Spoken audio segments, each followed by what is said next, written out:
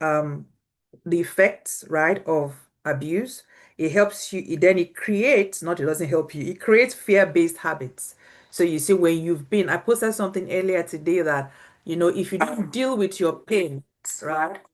If you don't deal with your pain, you can begin to normalize pain. You can see your normal can be very abnormal, right? And sometimes because that's what you've been used to that kind of life, you realize that everywhere you go, people just walk all over me, even in professional environments, right? Then something must be wrong.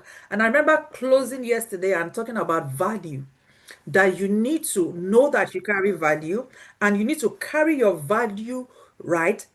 The way the person that put the value on you, right? You are not apologetic about your value. You are not saying maybe, and because I'm one of the things I said is sometimes we do what we call fake humility, which is fake humility, right? And I don't want anybody to do this one. I don't want anybody to, I was having a conversation with a friend and we're talking about ranks, right? And knowing the position or what God has put inside your hand and staying true to it. In fact, I just had a flashback and I remember years ago. This will be like about 20 or so years ago now. Um, I was Pastor Bimbo Dukoya of blessed memory was, my mentor then. And I remember she came to speak in the church where I was the pastor's wife in that church then. And up until the time she came, right, I would always sit at the back, right? I just would sit at the back. I would hang around the back. I would just be at the back, just. And I remember the first time she came to the church, she was like, she just looked around. I was like, where's Pastor Jola? Where's Pastor Jola? Where's Pastor Jola? Where's Pastor Jola? And I was like at the back, say, what are you doing at the back? What are you doing at the back? Come and take your place. This is your place. Stay in your place, right? Come. And then she told all of them in the church that if she ever hears that I was sitting at the back again, that they were all in hot soup. Right. And then she said to me, you need to take your place. That is your place. Staying at the back is not on humility, right? You need to know the value you carry and enter into that value and walk inside that purpose and that value. Because if you are not confident of your shine, how do you expect the other people you are sent to actually take you seriously?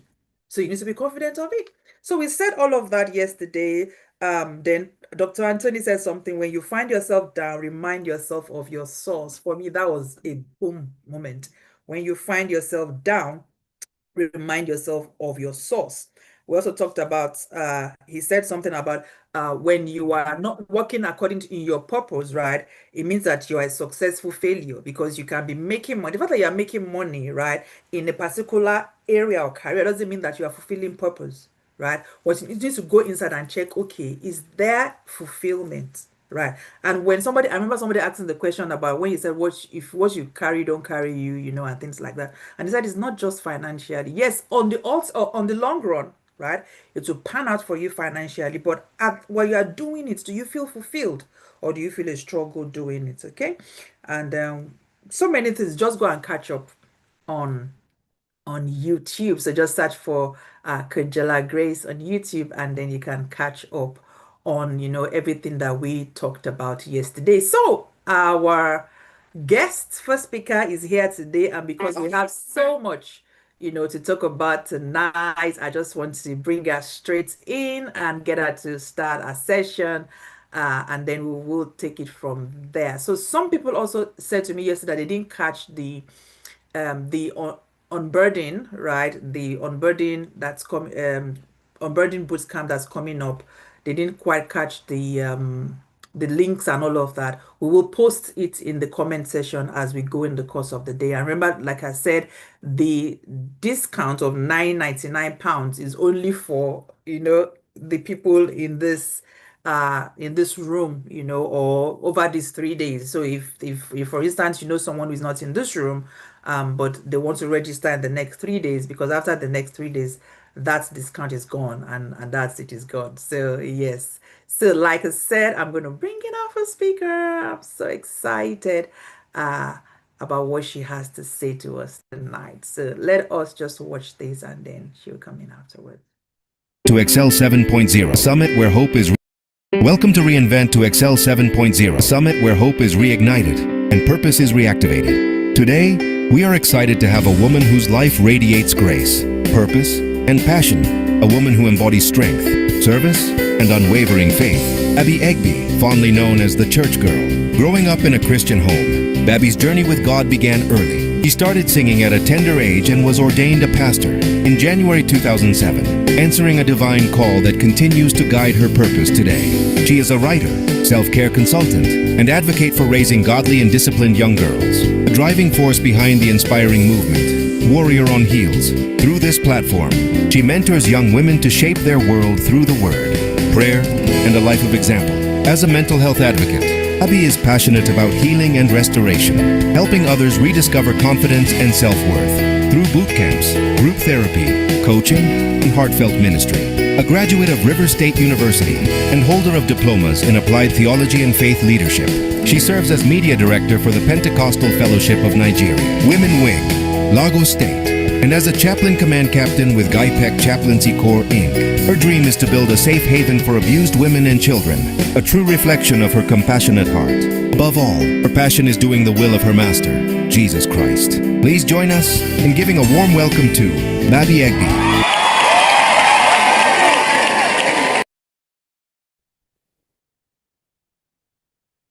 Hello, everyone. Warm welcome, the love, the heart, the excitement. Come on, guys, you know how we do it. Thank you, thank you. We are Everyone super from here. elated to have you here tonight. And I'm just going to, yield the floor to you. Definitely, there will be questions and answers after, your session or towards after all of the sessions, because I'm sure people will have a lot of questions. But there we go. You're very welcome. Over to you, my sis. Thank you, Coach. Thank you, Coach Jola. Thank you, everyone, for being here. It's an honor, big honor to be here tonight. What an honor. Thank you for that. Man, I feel like a superstar already. Thank you very much, Coach Jola. It's amazing what you're doing, and I just want to take out a minute to celebrate you. You're doing an amazing job in this time of season. This is what the church needs. This is what the nation needs here, and God bless you. Well, I was asked to speak on overcoming and Your audio seems to be cutting in and out, so I don't know if oh, we can you adjust don't that for you. say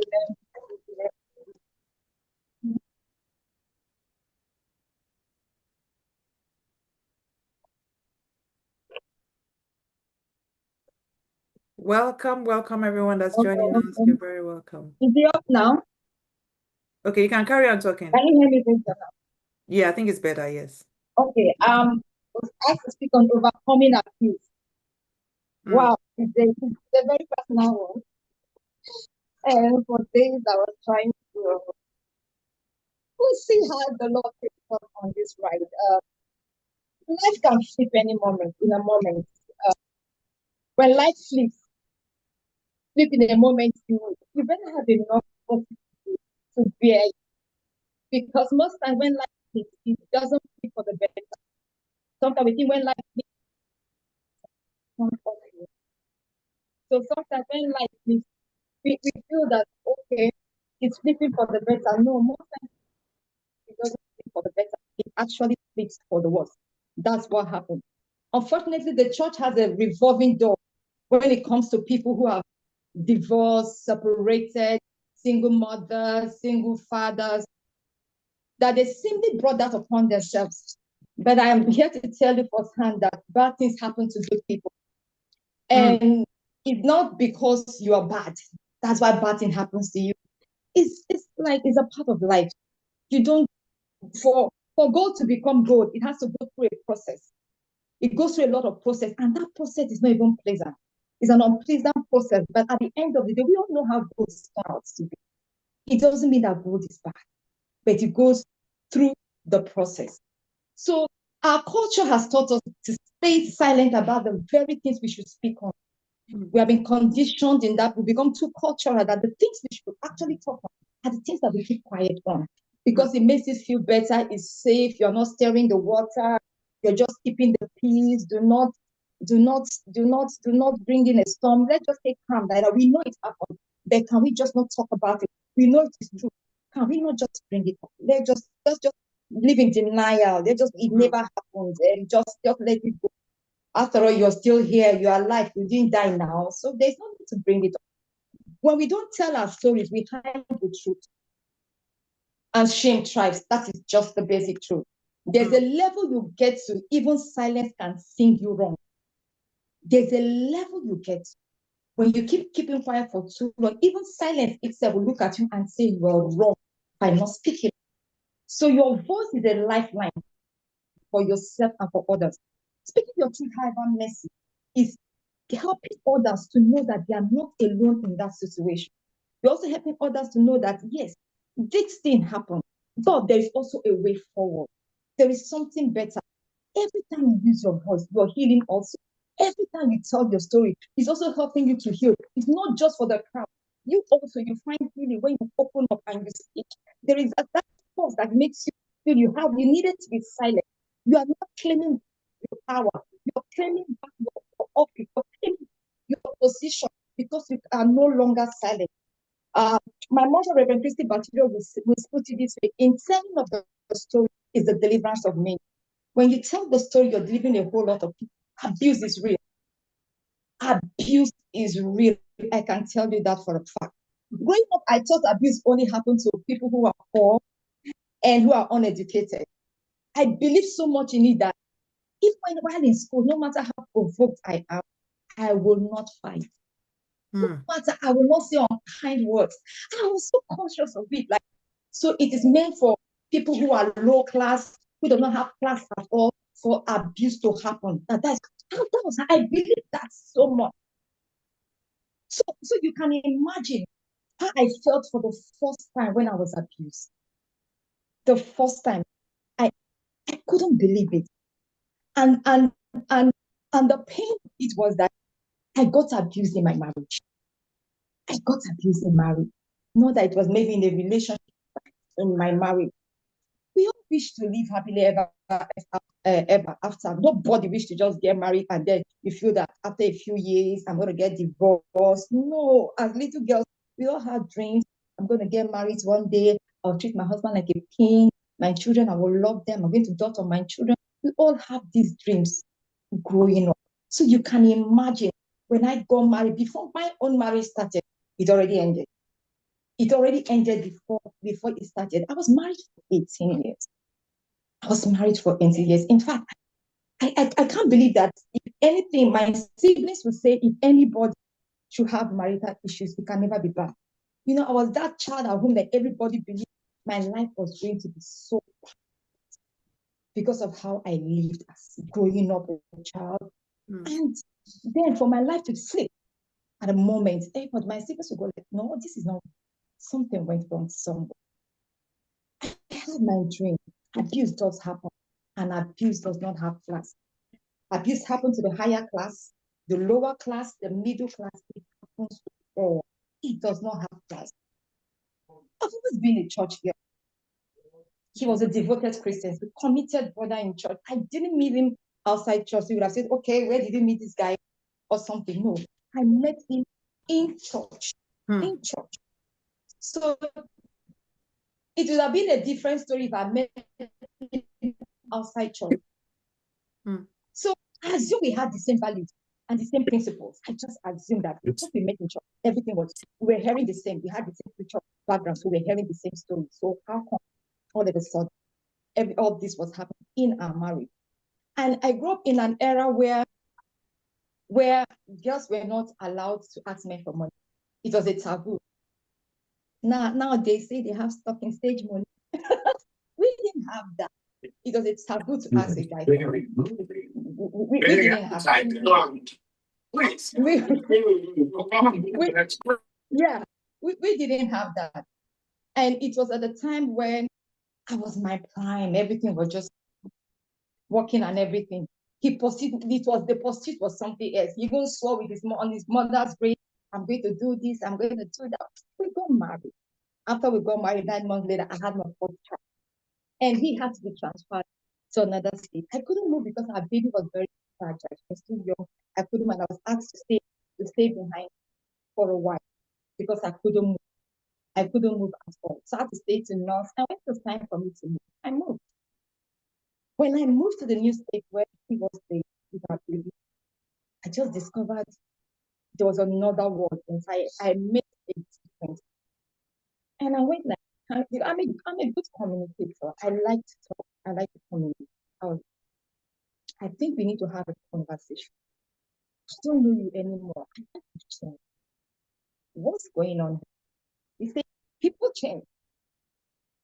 I said, yeah, it's okay for people to change. Growth is allowed to happen, but we should change for the better. That is what change is all about. He was like, I've changed. You just have to learn to adjust to the new me. So like, it was like, adjust to the new you. I said, this new you is not working for us. We need to sit and, but he was not a communicator. He felt there was nothing for us to do. This went on for years. Fast forward, I had my second. I got pregnant with my second. And when I discovered I was pregnant, I went to him and I said, I think I'm pregnant. I know I'm pregnant. I already took out my test and I saw I was pregnant. What came out of him was, how can you be pregnant? What's this pregnancy? It was like a stab on my chest. I've never felt it. We got intimate and I'm happy to be. What is it? Then when I got to discover the reason why he was upset, the pregnancy, because he was having an affair. And apparently, to the lady, we are not supposed to be intimate. We are not intimate at all. So how come I'm pregnant if you say you're not intimate? I'm pregnant. He went for a very long time, and that was the beginning of my and late night, no communication. It got worse. It got worse. I remember the first time he physically laid his hands on me when he came home one day and brought me bean.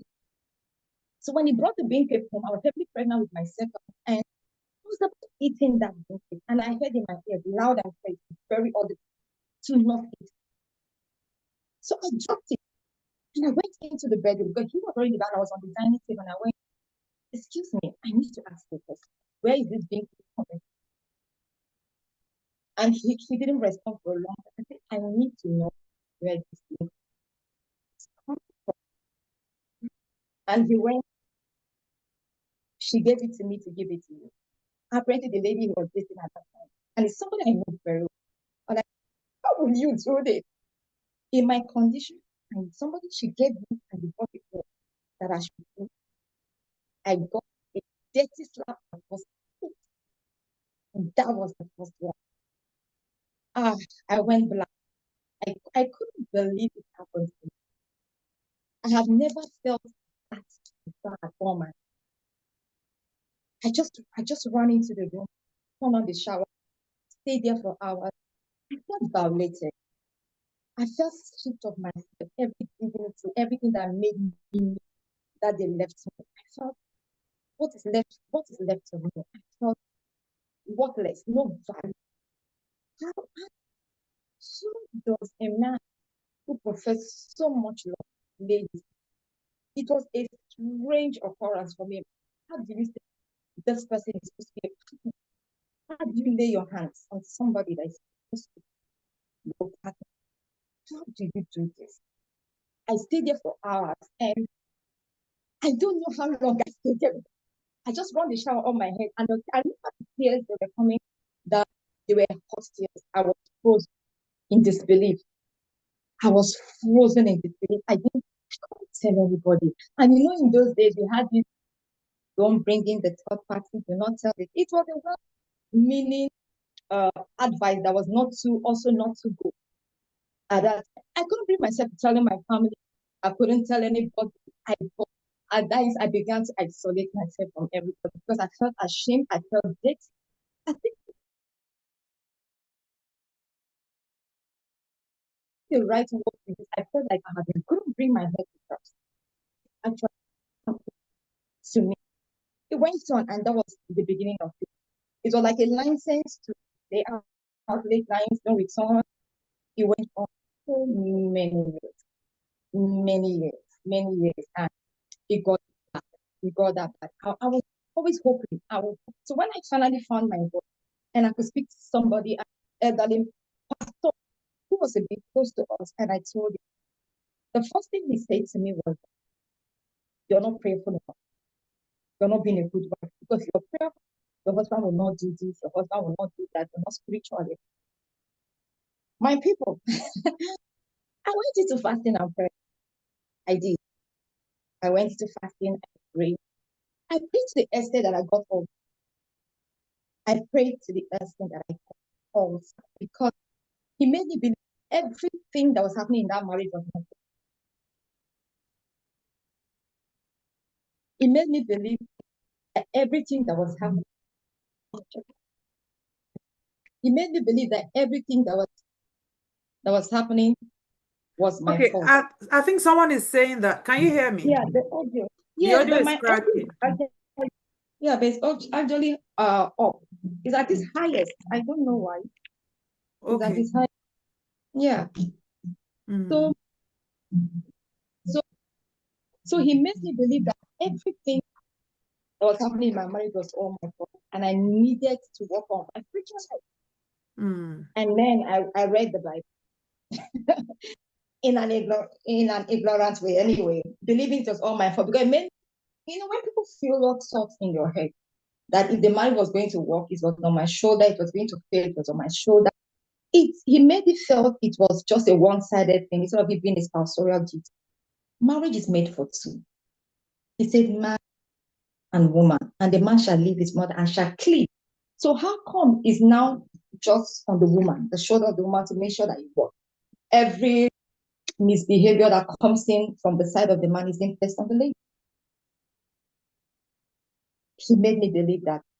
And I believe this guy because when an elderly, maturely, I was just a little girl who just got into marriage. A lot was happening to me.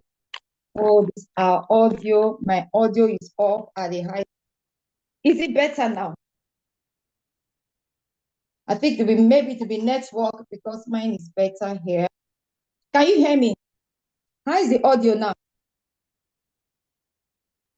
I think it's Can you just, hear me now? yeah, they said it's better. So it seems to be Oh, just fluctuating, which is why I yeah, I said think it's maybe more. it's network. Yeah. So it got that bad, and I didn't know what else to do. I couldn't really speak much because I was at a point where I was ashamed that I was going through this much. So opening up and telling people, and then with where I was and the office I was occupying, there are certain offices you occupy, you can't really tell people what you're going through because of the position you occupy, because you are supposed to be hope to people. And how do you go about telling people that this is what you are going through? So sometimes you are in the midst of the crowd. Those of us who are in ministry, we're in the midst of the crowd and get very, very lonely because you don't know who to talk to. I didn't have anybody, and he was the only one I could trust at that moment. And I was frozen. My whole world stopped. I felt my dignity was stripped away. I felt like there was nothing good about it.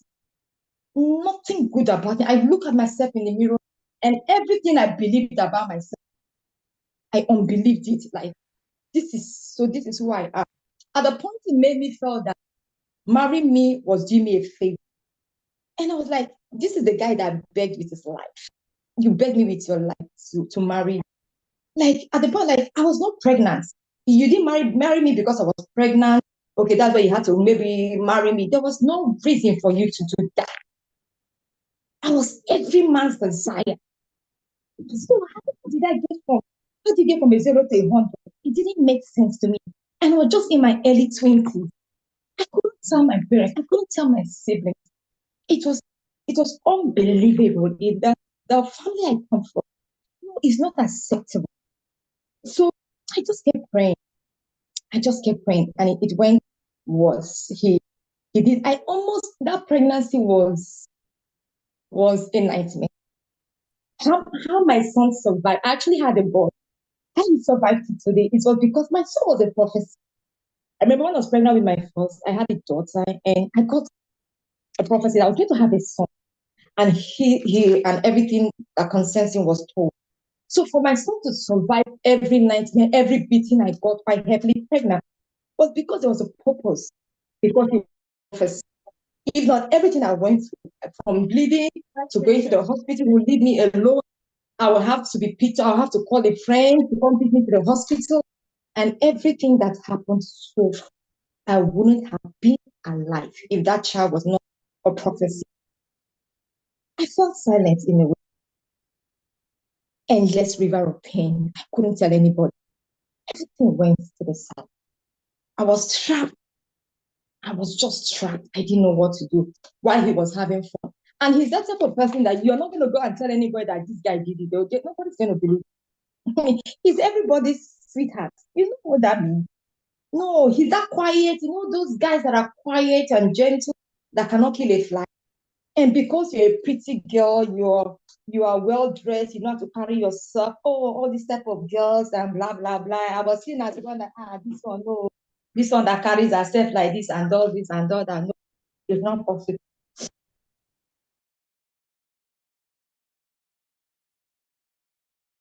So if you see both of us, you're going to everything the way he carries himself, just making him feel he was the good guy, every woman's desire and stuff. But I was going through hell at home.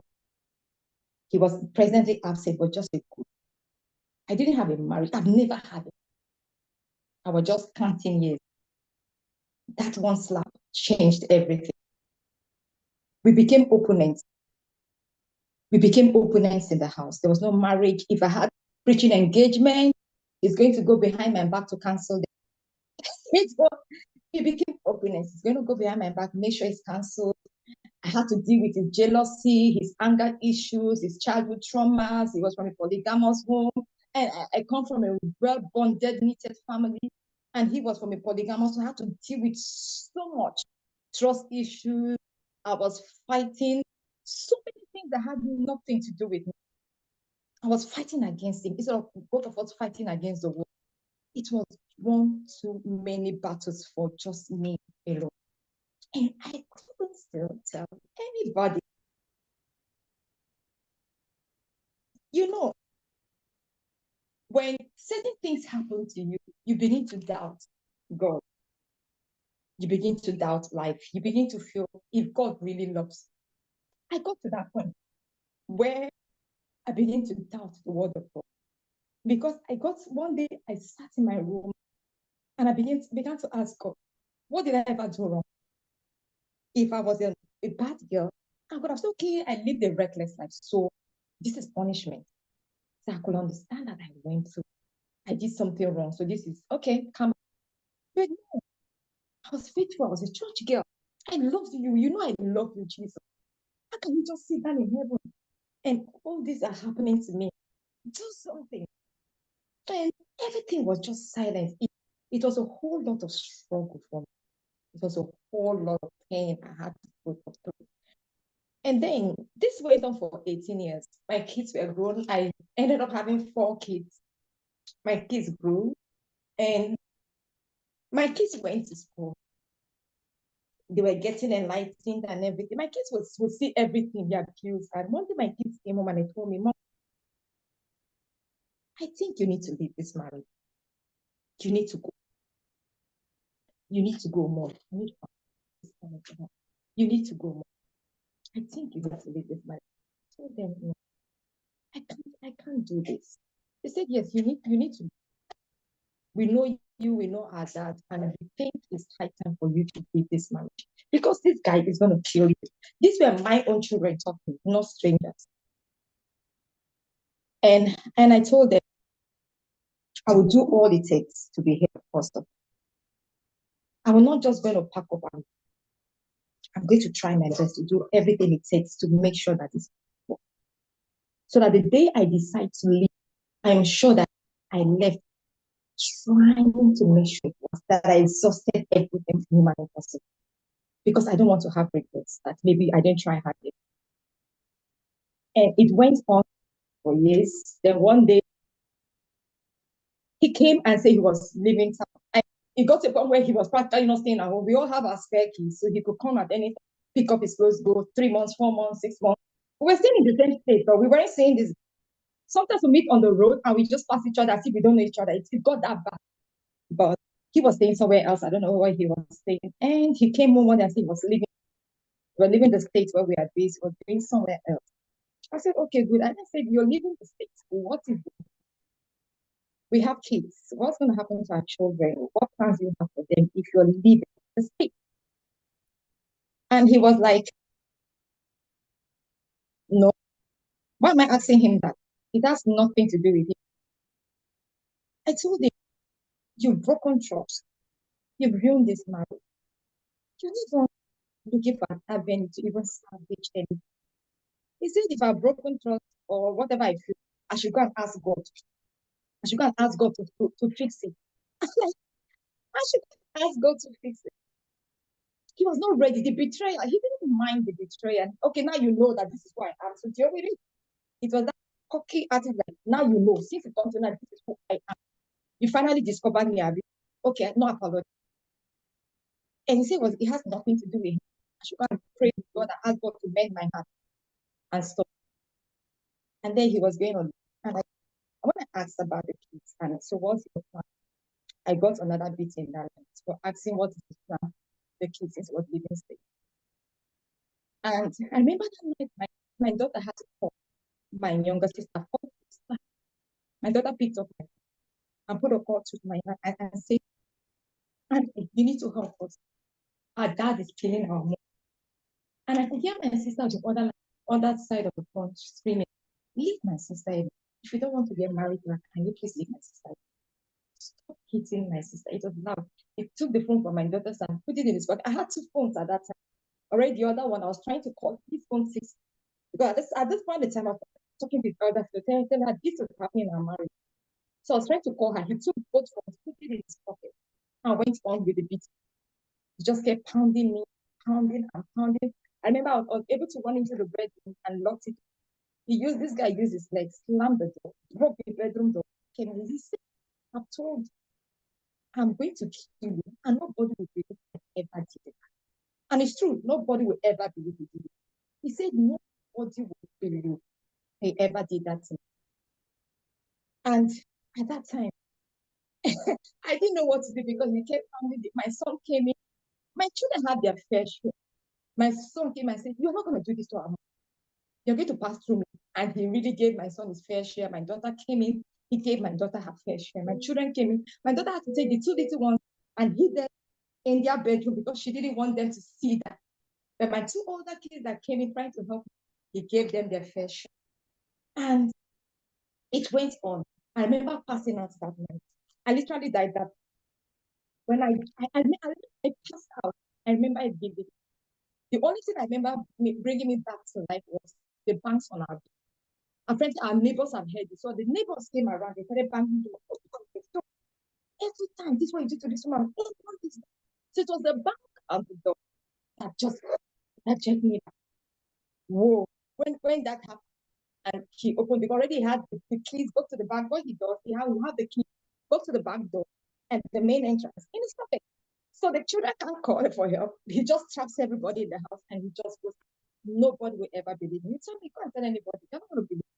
And it's the truth. Nobody believed me, even when I finally found my voice.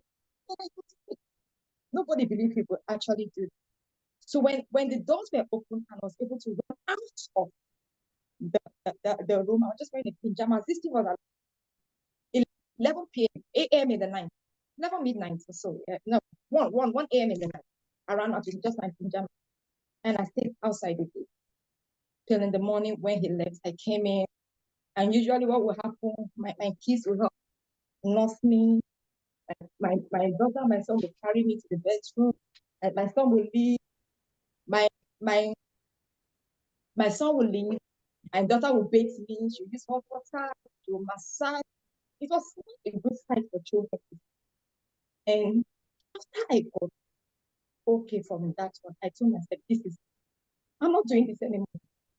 I was like, I don't care. Sorry, I'm still a bit emotional. I don't care what the world thinks. This is my life.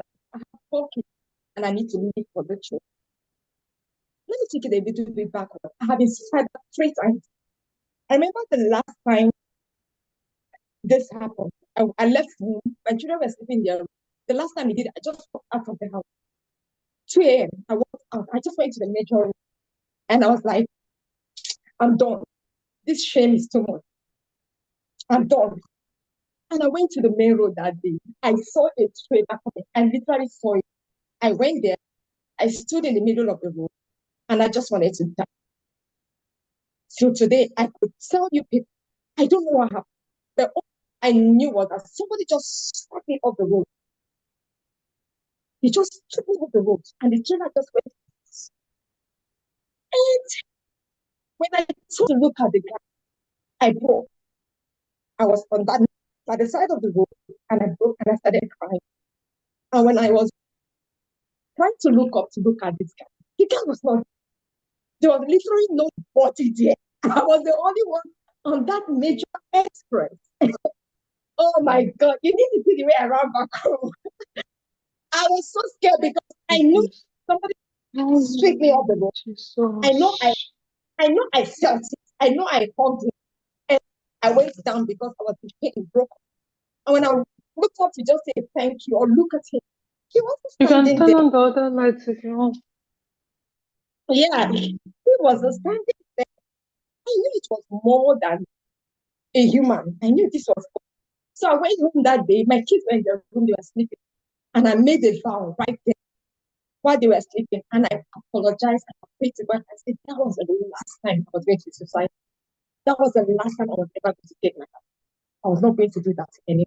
And that was how I overcome that suicidal thought because I felt so dirty. I felt like I didn't feel worthy because of every abuse I've had to go through. And to see that when you come up to tell your story and people feel it's not true. If it really happened, she shouldn't be looking like this. She shouldn't be like this. It hurts. Please don't. When people come to tell you their story, it's actually true. They actually went through those experiences. Abuse is real. Abuse is real. When you have an opportunity, somebody tells you, I'm hurt, please listen. If you don't have anything to say, just give a hope. Don't say they're telling a lie or this cannot be true, it cannot really be happening to you. How can you say somebody's doing this to you in this time and age? Yes, have what I call the blissful ignorance. Yeah. Because actually happening to a lot of people. Leave the fancy cars, leave the beautiful buildings and everything they have. People are going through so much and it's real. So after that, I just told myself, I'm not doing this. And I was just blessed to have a good support system at that time. When the time is right, everything will align. And it was at that time God brought a good support system to me. I have a group of sisters who came into my life and they became my tribe. And that was the first time I knew I was not alone. And I was brought into a platform, and before I say a word, they will complete the sentence. It was like we're all married to the same man, the same person, but in different bodies. So it gave me hope, and I began to recover because I felt, okay, Babbie, you're not alone. There are millions and thousands of women who are going through the same thing, and there is a better, they've turned out better. Their lives, they've moved forward, things are working for them. You can smell it on the thing, so you also can better. There is a better ahead of you. So that was when my rebuilding started. I started rebuilding my sense of self. It started coming back because abuse will dismantle your self-worth. It will dismantle you. I started rebuilding. I started feeling that I have value. Like Coach Jola would say, you have value, you are valuable. Forget about what your abuser have told you because he told me I was worth it. He told me he's going to take he's going to look at a woman who's going to do the society will laugh at. Any woman that leaves her marriage will not be able to walk with her head up high. Society will laugh at. No platform, she will no longer have a platform. Everything he told me, I began to see that they were all life. I have platform. I've spoken in places that I never thought I would be able to speak because he made me believe that if I have to leave here, everything was going to end because of the societal expectation for you. Because the society makes you believe the man is the bad. that once you don't have a man in your life, you don't have a backbone. But no, there is a major backbone you have. You have Jesus. Jesus is the greatest backbone anybody can have. Jesus is all you need. You don't need man. The Bible says we are created in his image and in his likeness. If he created us in his image and in his likeness, then there is something about us. He believes in his product. He doesn't have, there's no way you're going to tell me that God took his time to create a nobody.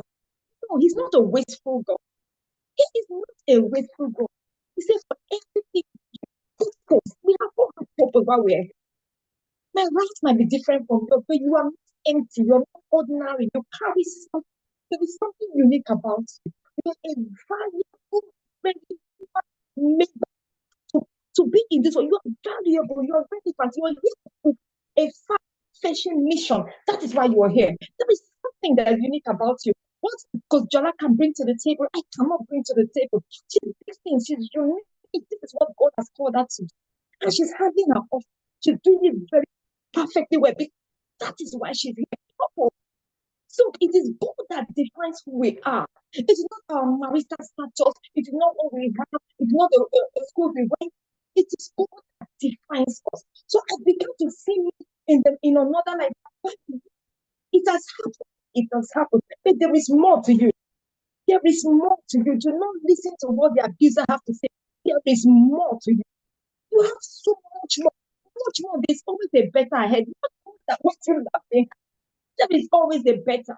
So it doesn't matter the abuse you've gone through. You are valuable. God values your life and your safe more than the institution of marriage. I always say it sounds like a joke, but it's what has helped me. I always say to people, God is living in heaven. I will not wish you to live in heaven. It sounds like a joke, but it's the truth. God is living in heaven. He will not expect you, his image, his likeness to live in. So why should you put yourself in that situation? He expects you to make right choices. He expects you to make right decisions when it concerns you. He said, the earth has it given to the sons of men. If the earth has it given to us, to be on the earth, the earth has given to you. Dominate, take charge. So why are we not taking charge? You don't think it's good. Marriage is beautiful. I love marriage. It's beautiful. My siblings are married and they have the best of it. They have good marriages. So I can tell you, I have it back at home. Marriage is beautiful. But if you find yourself in a place like me, it doesn't mean that your life is worthless. I just bless God for my family. They are super, super proud of me. They'll say, oh, thank you, Babbie. You went into that marriage. Thank you for not embarrassing us as a family. Thank you for holding our name up. Thank you for making us proud. My siblings will always be the person say, this is my sister. She does not have husband. We are looking for husband. That is how proud they are. They're not ashamed that I went into an 18-year marriage that didn't that ended the way it did. So you have to know that you are valuable. God believes in the quality of God. You are amazing. And every picture of your future that you need is found in the scripture. And in that scripture, it speaks better things. It speaks better things. There's always a better ahead of you. And you say, how was I able to overcome abuse? Number one, I just honor some people with distance. I just gave them distance. First of all, there are people you have to honor with the gift of distance. That was the first thing I did. Because they kept reminding me of my past. They kept reminding me how I was a pain. I remember once I was in church, the church I was there, and two ladies, I was sitting in church, and what they were doing, they were slipping notes back and forth, and they were talking about me in the notes. My marriage as well. This one. When church is over and we come out of church, the next thing they will say is that, where is my husband? But you know, you need to give some people gift of wisdom. And that was what I did. It was part of my overcoming abuse process. And number two, you need to know that God loves. You need to know that. You need to know that God loves. And that in his love, you have everything that you need to know that he loves. You need to know that. Thank you very much. Thank you.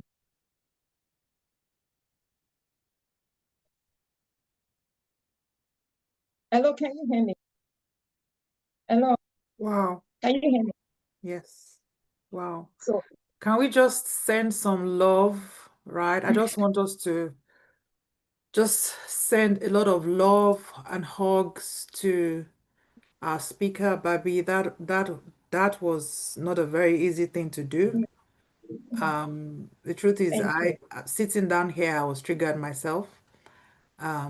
So can we just send out some loves? I just need us to Thank you. change the frequency and the vibration in the house. Yeah. We're not victims, we are Thank you. survivors. We are not We are. victims, We are. we are We survivors. are. We are. We are moving even from Yeah. survivors to start to thrive, right? Yeah. Right. Awesome. Thank you, thank you, thank you all. I Yeah. see love, I see it's bravery, right? I remember going for a job interview many years ago. And at job interviews, they want to ask you what's your greatest achievement. They want you to Yeah. talk about what you've done in your career and things like that. And when they asked me the question, I paused. I was going to say something, and then I paused and I was like, I said, my greatest achievement was to walk out of a 16-year abusive marriage. And the lady, she went back and was like, tell me about that if you want to. But for me, I just felt at that point in time, that was my greatest achievement. It wasn't my master's degree or my Yeah. education or anything. That for me was my greatest achievement. Yeah. It is because So it I can leave just, you frozen.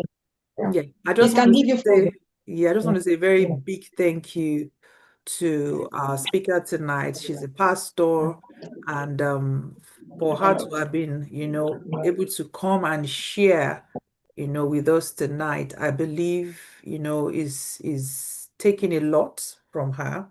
But again, there's something she mentioned. When we tell our story, healing happens. You know what? And the healing happens in two ways. Healing happens for you, and the healing also happens for the people that have experienced something similar as well, that they're listening to you. Because why do you think we have what we call talking therapies? Talking therapy, right? Because the more you talk about what is inside of you, so it's like you are unburdening, you are letting it go, you are bringing it out. I'm sure you've heard that phrase, better out than in. Right? So you see, all of those things are toxic inside of your soul. And in the same way, you have to go to the toilet every day to, remove the toxicity that is inside your body. It's the same way you need to let go of these things. And one of the ways to do it is to talk about it. So you see, talking about it today, she's moved up another step in her healing journey. The next time she talks about it, and another step. And again, and another step. And you see, the people that are also listening, they're like, wow, okay. So it's not only me. That happened to me as well. Oh my goodness, wow. So they are encouraged, they have hope. And I was talking yesterday when we started to share about guilt. Guilt complex is one of the things that the perpetrator will make. And you see, we're talking about abuse can happen in different environments. Yes, it happens in marriage, it can happen in childhood, right? Your primary caregivers being like that to you, family members, right? And and I still heard a story recently of, somebody put in the comment section that person must be a demon or something. And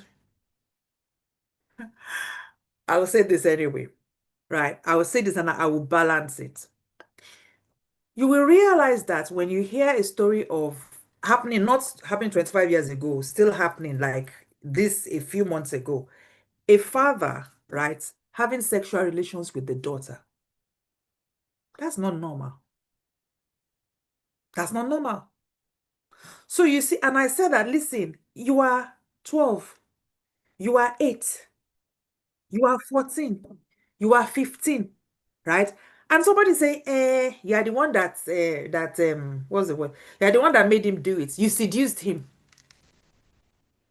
How can an 8-year-old seduce a 60-year-old man? How can a 15-year-old say, no, no, no, no, no, no, it's not your fault. One of the first thing I tell my clients is, listen, the abuse you experienced is not your fault. I don't care what, and they are enablers, oh. Abusers don't usually walk alone. They have their flying monkeys. They have people who encourage the abuse. I mean, but the thing she said, she said she went to meet a man of God and said, "Sir, excuse me, sir. This is what is going on." And they said, you are not praying enough. If you are praying enough, your husband will not be treating you like that. How? Let me use the slang that my child says, "Asasao." How now? How am I responsible for somebody else's action? No, you are not. Excuse me, you are not. No, because we twist the Bible. We twist the Bible. And I'm so grateful to God that, and that's why we are having this kind of meetings, creating awareness, helping you to know that there is no excuse for abuse, no scriptural excuse, justification for abuse, no cultural justification for abuse. There is no excuse, no justification for abuse, because listen, abuse is a response to something. So you chose to respond to that, whatever, maybe she didn't give me my food on time, or he didn't, because listen, abuse is also not gender biased, right? We're still, trying to help our men to be able to come and I believe that, I believe that by the time we're doing 8.0, I will have a man come share his story. Because we condemn the men, we make them look, oh, if you are saying your wife is abusing, you must be a weak man. It's not true. It's not true. And it's happening, but they are not reporting it. So it's not, it's because I didn't give her money on time. That's why she slapped me. Or that's why she called me stupid and foolish. It's because I didn't wash his. Somebody was telling me, oh my goodness. Ah, please let me quickly laugh in Japanese before I come and finish. I need to laugh in Chinese. Like, like, it's because I did not pick his box. You can see. I did not pick his boxers up from the floor of the toilet. That's why he slapped me. Excuse me, this say what? I want to put the glasses in my ears. I think maybe I'm not hearing properly. I was trying to put the glasses in my ear. You did not pick his boxers up from the toilet floor. Are you his maid? Are you his maid? I don't understand. So you see what I was talking about yesterday? You need to know your value. You need to know your value. Coach Jola, Coach Jola, you know the popular saying, they say it takes two to tango. But Yeah. no, when you're in Mm-hmm. an abusive relationship, it doesn't take two to tango.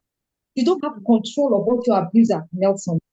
So Yeah. people need to understand that. They say it takes no. When you're in an abusive Mm-hmm. relationship, there is no two, there's no tango. Mm-hmm. You don't have control. They also My use that goodness. word. I know it takes two to tango. My It goodness. doesn't. My It goodness. doesn't. My It's a goodness. whole world out there. My It's a goodness. whole world that nobody should ever be put in that position. No Absolutely. human. If you don't want to be there, just walk away. Absolutely. Please walk away. Please Absolutely. walk away and stay alive. I would have been 6 years Thank you. down in the grave right now if I didn't walk away, if I didn't Yeah. have the support I'm still doing ministry. Thank God for few churches like the one I attend. My pastor Thank you. is good. So he understands. If Mm, no one's going to give you your pulpit. A lot of mm, church will not give me their pulpit. mm. And my pastor understands it. I'm Mm, a major player in my church. thank Not you. hidden. I tell my story in church. I'm giving the audience. So, Thank you. so, so we have to come up to know that there is more to Mm, yeah, yes, there there is is more. value. There is more. That word value, There is more. please value yourself. If you're Absolutely. somebody who is there, thank God There Coach is more. Jola is here. You do a one-to-one. You can't speak like me. You can There do a is more. one-to-one with Coach Jola. Mm, mm, Call her up. Send a DM. Say, please, mm. I need to talk to you private. I'm not bold. I don't want to put it out Yes. there. Maybe you don't feel safe right now because you have to be safe to also come out. Mm, mm, You mm, can have a mm, one-on-one with her. mm, Let's have mm, send a mm. DM. Please don't be quiet. Like I said before, Awesome.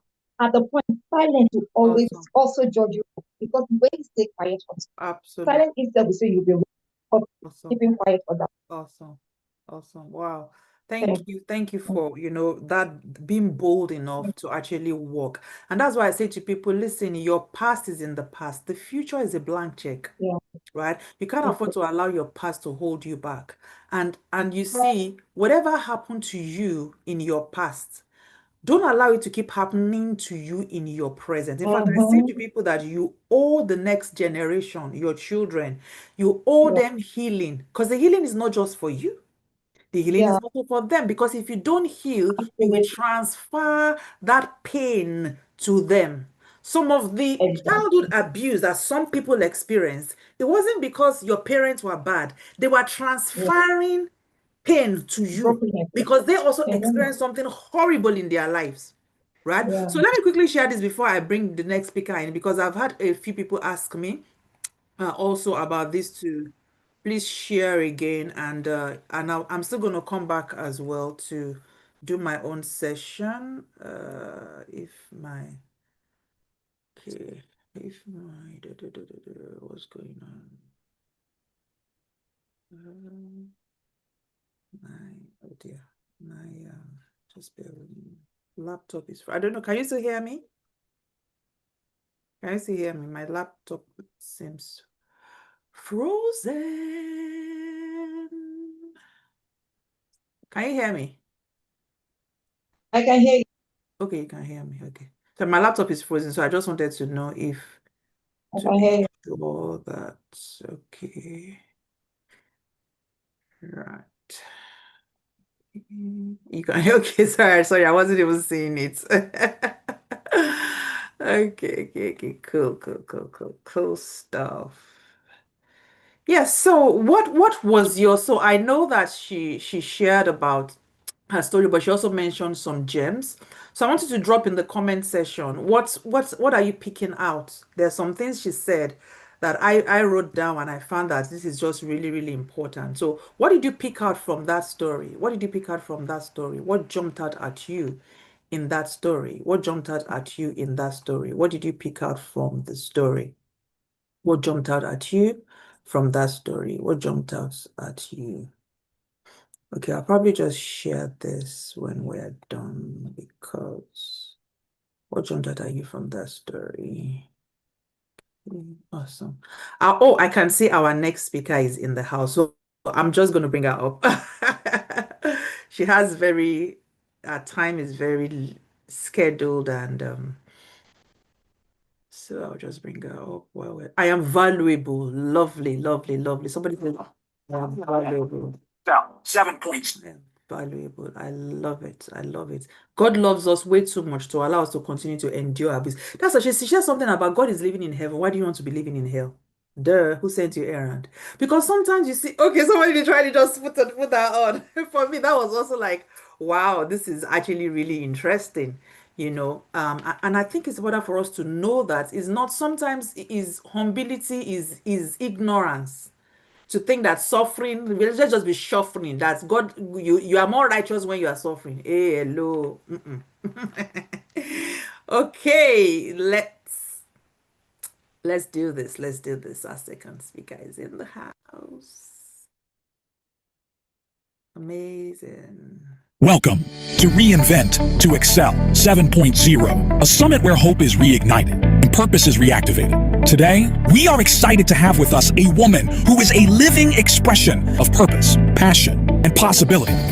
A woman whose life inspires others to dream bigger, live better, and become all they were created to be. She is a polymath, gifted with skills and expertise across diverse fields. A polyglot who speaks 5 languages and is certified according to the Common European Framework of Reference for Languages, CEFR, in German, French, and English. Trained and mentored by Africa's foremost life coach, Lanre Olusho, through the Oka Academy.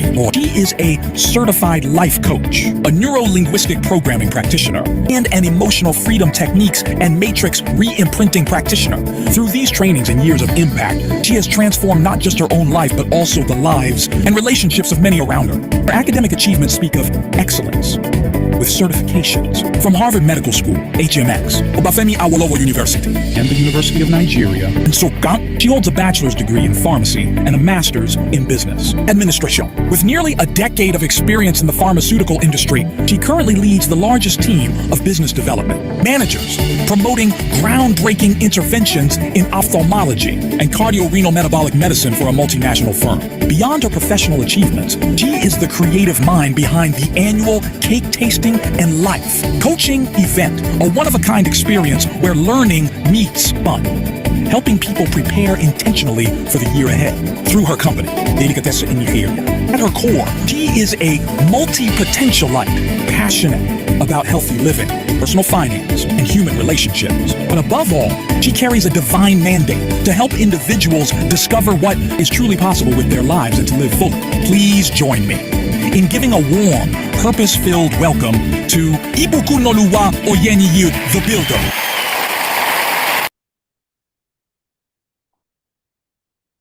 Oh, oh. You are very welcome. Love, love, love, love, love, love. Nice to have Thank you.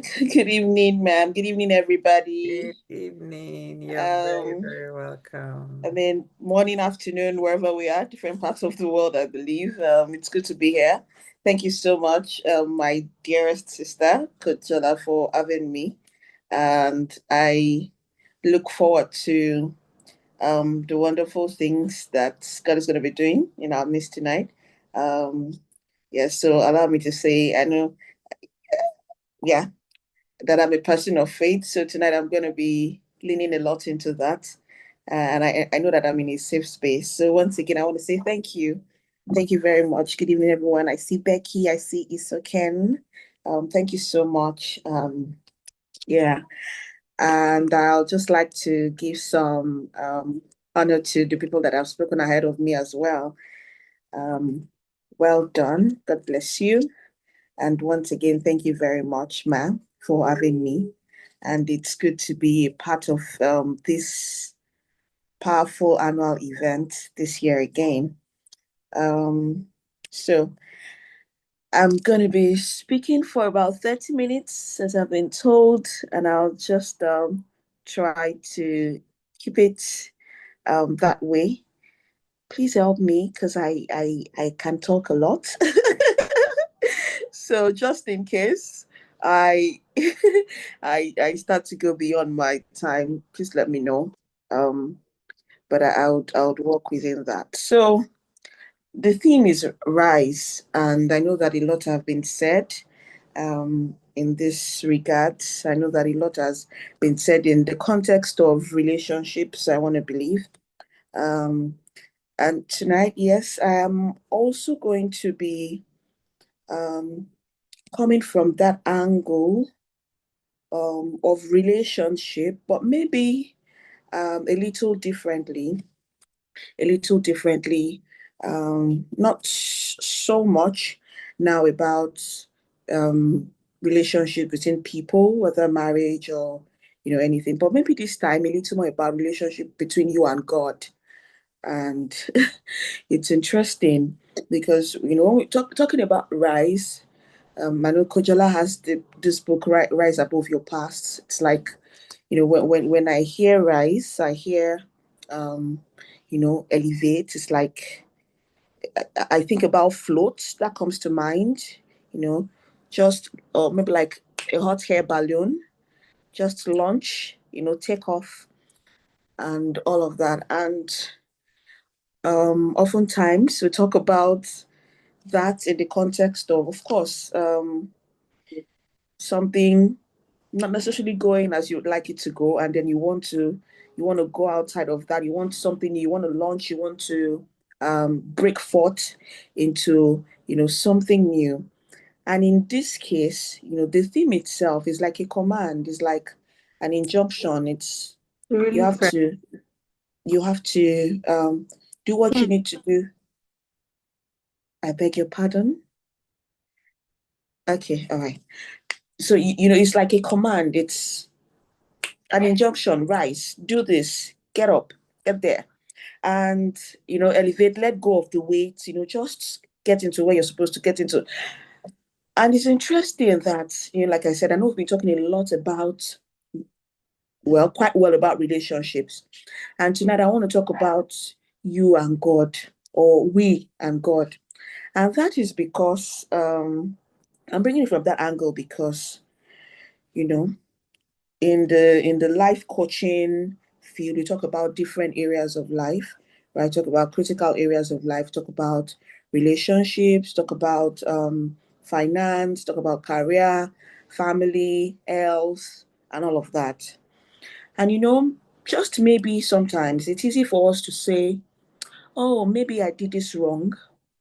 Maybe for my finances, I didn't make the right decision. And so this happened to me. Or maybe relationship wise, just maybe if I had made a different decision, I wouldn't have ended here. Maybe the kind of family that I came from, sometimes it's easy for us to take responsibility to say, okay, I see where I got it wrong. But sometimes, some other times, it's a little more difficult because it's not that direct, because you feel like I did everything that I should do. In fact, God even gave me this instruction and I followed it. And it's ended up this way. And I believe that that is like one of the most difficult places to be, one of the periods where we feel stuck the most. And I'm saying that also from, and I'm sure that we can relate, especially for, those of us, for us who feel like, but I've been walking with God. I've not been doing this thing myself. I never was. I beg your pardon. Sorry.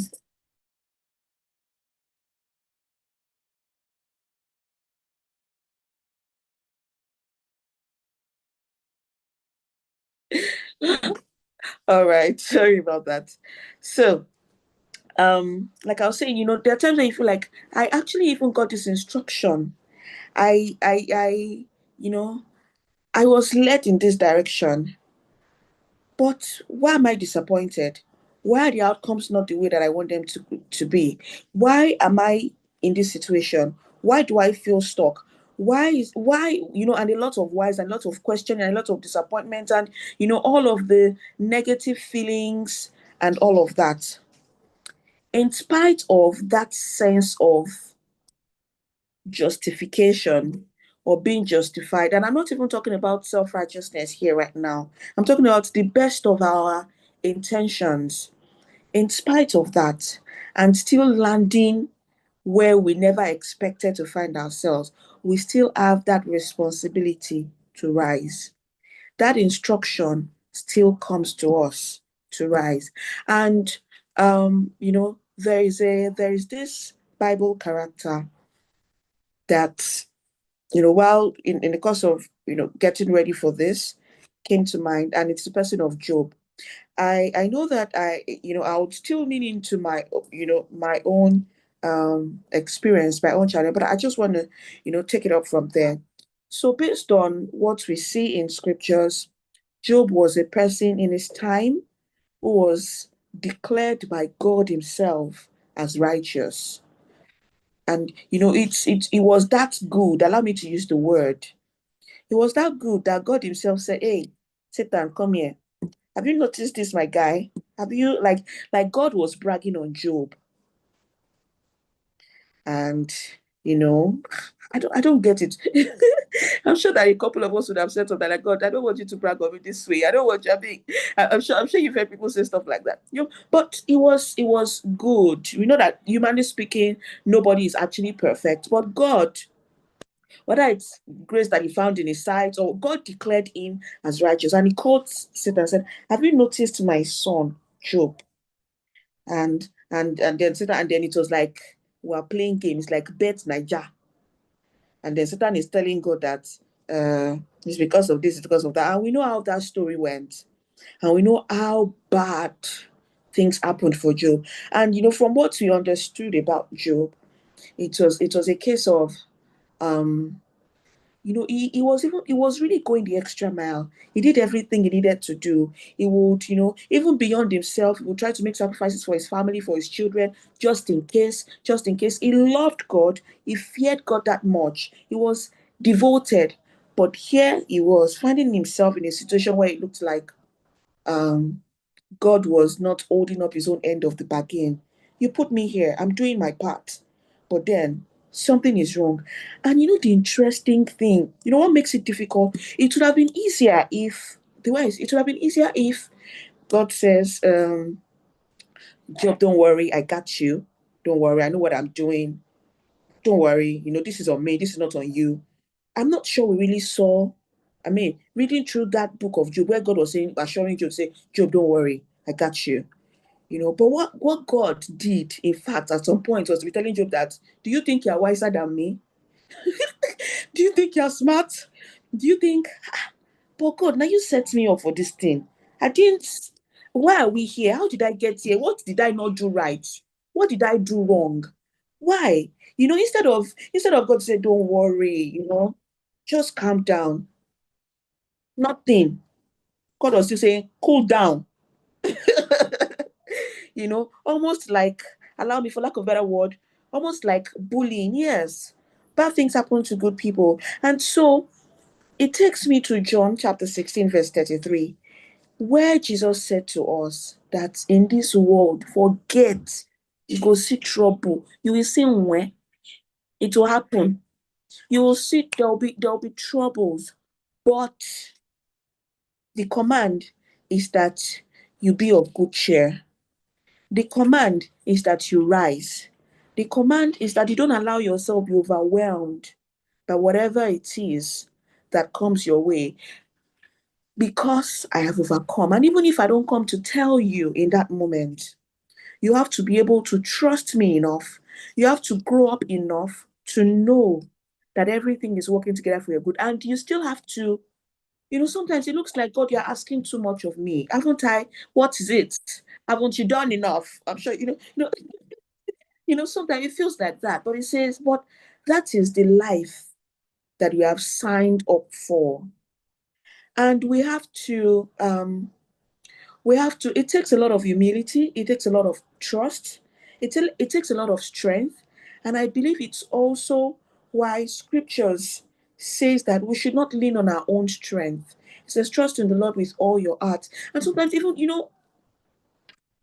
I mean, it's very interesting, because sometimes you really cannot go and meet God and say, God, I mean, yes, you can meet him, right? But after meeting him, he can still tell you, like he told Job, that calm down. I know what I'm doing. Just could have for Jesus. He doesn't really owe you in that sense. Not to say he's not just, but to say that his ways sometimes are past finding out. And in spite of that, in spite of us not understanding, in spite of it not making sense, we still must be of good cheer. We still must trust. We still must find strength. After said, having done all to stand, stand. After everything that you have done, you have given your best, what you know, because we know in parts, we prophesy in parts, like scriptures say, but you have done everything and it didn't turn out well. You still cannot stop there.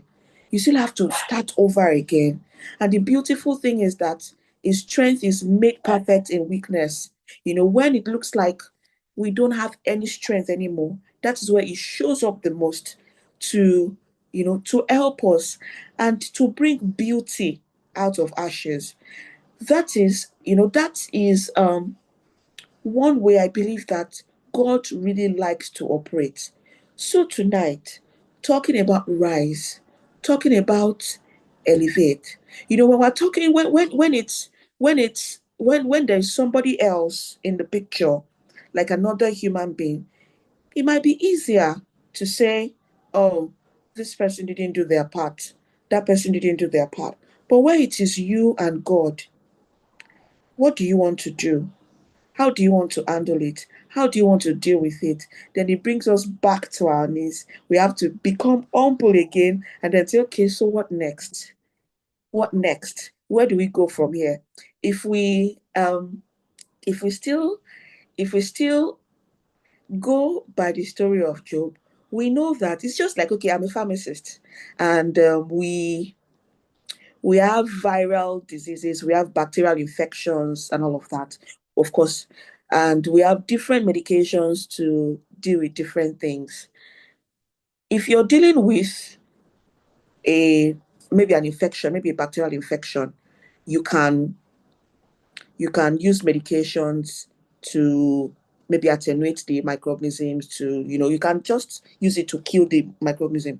But you see, when it comes to viral infections, there is nothing that you can do that will kill a virus. What would happen at best is that it would help you, it would make the symptoms manageable for you in the meantime. They say that viral infections always run their course. So and one very common one is catarrh. I know that we have catarrh, what's it called, medications, but they're not actually killing the organisms. They're just helping you to feel better while that thing does what it should do. That's every time they'll say rest well, take a lot of fluid, take a lot of that, use this. It's like a palliative, but that underlying infection will run its course. So what exactly am I saying? Sometimes it's just like that, in this journey, along the course of our journey, it will not change. You will not be taken out of that situation. Nothing would happen. But in the meantime, while we're going through it, God can make it easier for us. We can get some comfort. We can get some soothing. But then, whatever has to be brought out of that situation still has to be brought out. And we must trust God. We must trust enough in our journey to know that there is so much more than what it is that we are going through now, regardless of our contributions or otherwise to it, regardless of how unjust it may seem. One other thing that I want to say is that, Coach Ola put in the chat box earlier that good things happen, or bad things happen to good people sometimes. The other thing that I have also found in this journey of rising, or in this quest of rising, in this this attempt, or this development of our muscles to always be able to rise regardless of what we go through. Lisa Nichols talks about her not, it's not. She always says she trusts her get up muscles. The way she puts it. It's not that I'm not afraid of going through anything. What I trust more, what I'm more invested in is my get up muscle. So in the quest, or in the build up towards rising, because things will always happen, is the fact that in every situation, at every point in time, what I have come to learn is that as good is happening, or as bad is happening, good is happening too. As there is something bad going on, something unpleasant, something difficult, something challenging, as it's going on, there's also something good, something beautiful going on at the same time. There's this Yoruba adage that says, "Inu ikoko dudu, lẹ̀kọ́ funfun tí ń jáde." I'm sure you already know that I have a thing for languages. So it's from the black clay pot that the white pap is made, and that's just to say, the English people would say that in every cloud there is a silver lining. The question is, what are we focusing on? And this is not even in any way downplaying our pain. This is not in any way downplaying the justification, allow me to use that word, or the feeling you have that I don't deserve this thing. This thing, yeah, good things can come out of bad situations. And in fact, many times they coexist. But if we focus so much on the bad situation, we might waste so much time, waste so much resources, waste so much opportunity to take advantage of them. And that's not to say don't take your time. It's important to take your time. Otherwise, we will not be authentic.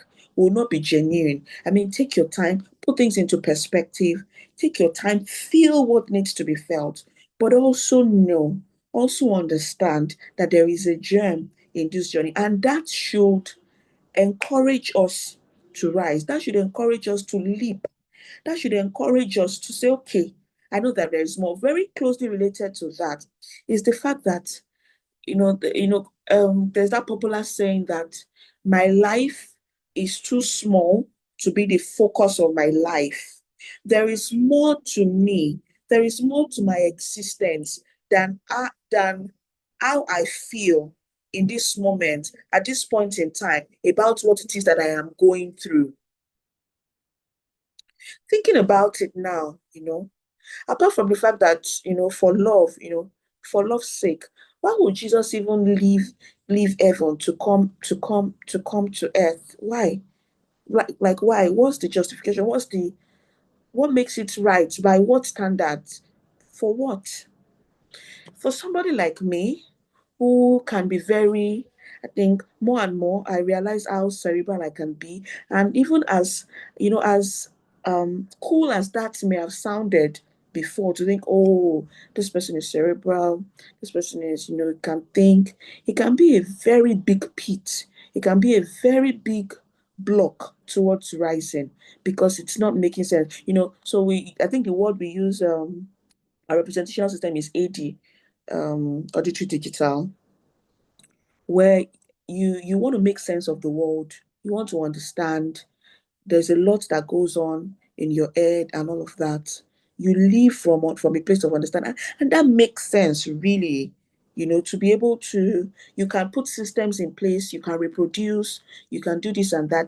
It makes sense. However, life is much more than that. There is so much more that you might not be able to explain or understand in the immediate. But we just have to be wise enough, allow a bit of intuition, allow the Spirit of God to help us to hold our hands, to allow that resilience to build something or to create something inside of us, in spite of whatever it is that has happened or that is happening to us. Because again, like I said earlier, it is very, very important that we, how do I say it now? It's very, very important that we don't give up halfway. We don't get so rigid as to how things are supposed to be, that we then lose focus, that we then lose it all. Even though we might have a right, even though it might make sense, but life is much more than things making sense. Life is much more than me staying on my right. This is how it should be. There is so much. Larry Lushola, the catalyst, always says, everything that you know right now is all that you have learned. So if there's anything I'm saying here today, or that you are ever going to say, or any one of us is ever going to say, is a function of what we have learned, whether formally or informally. However, all that you have learned is not all that there is to learn. So you have learned a lot, you know a lot, you are smart and all of that, and you can reproduce. But there is still limit. No matter how much you know, there is still a limit to your knowledge. There is nobody that is an island. And just because of that, which brings that word humility again, even though you've dotted the I's and crossed the T's, we must humble ourselves, even sometimes when that feels like being cheated, for us to be able to rise, for us to be able to change gear, for us to be able to move from where we are to where we need to be. Otherwise, we'll get stuck. Again, what you focus on grows. So everything coexists: the good, the bad, the ugly, the pain, the shame, the glory, whether it's potential or kinetic, everything, coexists. But what we focus on, what we pay attention to, is what grows, is what becomes our reality. When I say becomes our reality, I don't even mean become like, okay, was not, now is. But I mean, is what we experience, is what our reality is. And so we have to carefully choose our reality. We have to carefully choose our direction, our path. Speaking about rising, for us to be talking about rising, it's because where we are at the moment is not where we would rather be. It's not where we desire to be. But then there is something that keeps holding us back. Maybe you feel like, no, God is not just. I mean, we might not necessarily say it like that, but feel like, no, something is not adding up. We can use the different Englishes to say it, but it's like, no, no, no, no, no, no. This shouldn't be. This is how things should be. This is how it should be. This is it. This is expectation. The expectation of the righteous will not be cut short. This, and all of that. But then after you've done it all, and it's still not adding up as you think it should add up, then you should still take a break, take a pause. Remember that there is more. Be humble enough, again, to know that there is more, and all that you know is not all there is to be known. To trust that there is somebody who rules in the affairs of men. And now to be ready to let go. So I'm going to give an example. I'm not sure how detailed I'll get with it. I mean, and that's just going to be a function of that. But I'm just going to give an example. So in the past 1 year, the last 1 year has been kind of a boost for me, in different ways, But the boost, talk about career. I wouldn't really say finances, but sometimes if maybe finance just follows career in some way, even though maybe not majorly finance, but let me just say career. Let me say my sense of identity. Um, let me say my walk with God, my relationship with God. And of course, all of these things are intertwined. In fact, even though I'm saying career, relationship with God, sense of identity, everything is actually the same thing, just expressed in different areas. So the where it started from first was that I I I had a promotion at work and I was doing very well. I was leading teams. And we're doing really well in spite of the economic challenges. Remember that I'm a pharmacist, and I mean, the pharma industry is quite global, especially from a Nigerian perspective. There are limitations to what we do locally. So everything that affects the global market affects us to a good extent. So the business was impacted. And like that isn't enough. I typically would not give in to defeat in situations. So when things get tough, I have a tendency to get tougher. Except, I mean, I'm really not that. So if would maybe when I was younger, if somebody abused me, I don't know, maybe I would cry. But I'm the kind of person like right now, the person I know right now, if you do something, if you abuse me, I will abuse it 10 times. And I'm not talking about abuse, literally. I'm just saying if a challenge comes, then you're challenging me to get tougher. So that situation came, and for me, it was like more needs to be done. Um, we need to inspire. This is a challenge, but tough times don't last. That's that adage. And so it meant that while some other people um, thought it was an occasion for an excuse, maybe to back down and all of that. For me, it was an occasion for more drive. But contexts are important. Certain things are appreciated. Yeah, tough people. Yeah, tough people do. Thank you. Contexts are important. Certain things are better appreciated in certain contexts than others. There's this Yoruba adage of what's that thing? Ogata ogata wala akpi. And what that means is that I was almost gonna act like DK now, but I can't do it like she does it. To say, okay, whether or not, I mean, as a salary earner, whatever happens, I'm gonna get my salary. I'm gonna get paid. So, duh. But that's not me, and that made me come across as a little too, like, why is this person being unreasonable? While everybody was saying, patting their people in the back. And this is not, patting, like, okay, giving the excuse. For me, there were no excuses. And thank God for coaching tools again. We could make things happen, and they were happening. But then it looked like it was a little too much. And so, that backfired in some sense. Yeah, it did backfire in some sense. Yes, my team was up there.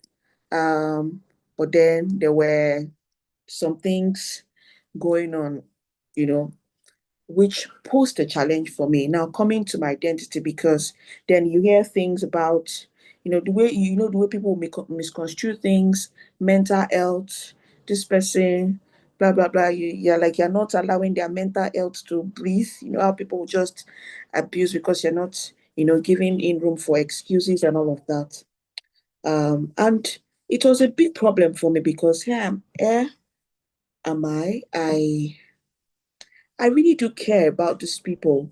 I am not caring about the work more than you. I'm just saying, in spite of this situation, you can still achieve this.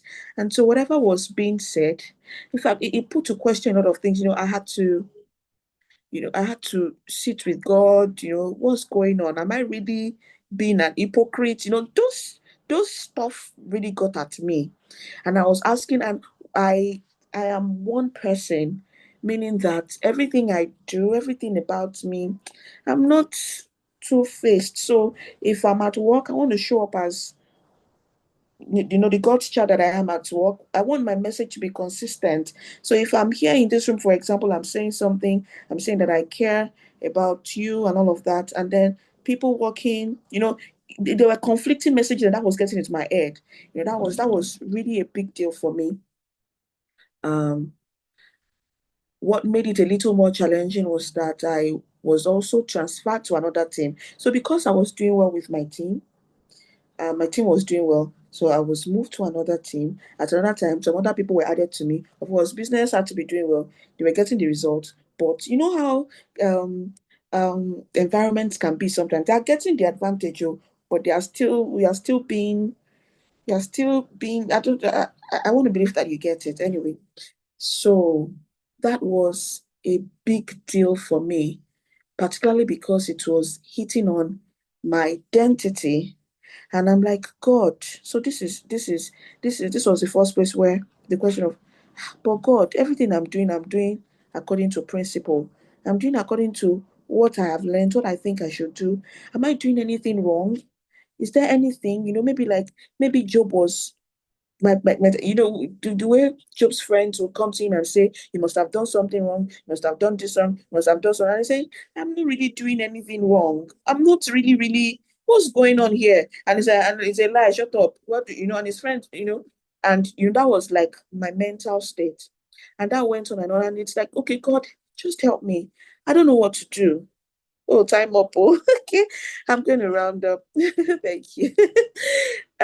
So I don't know what to do.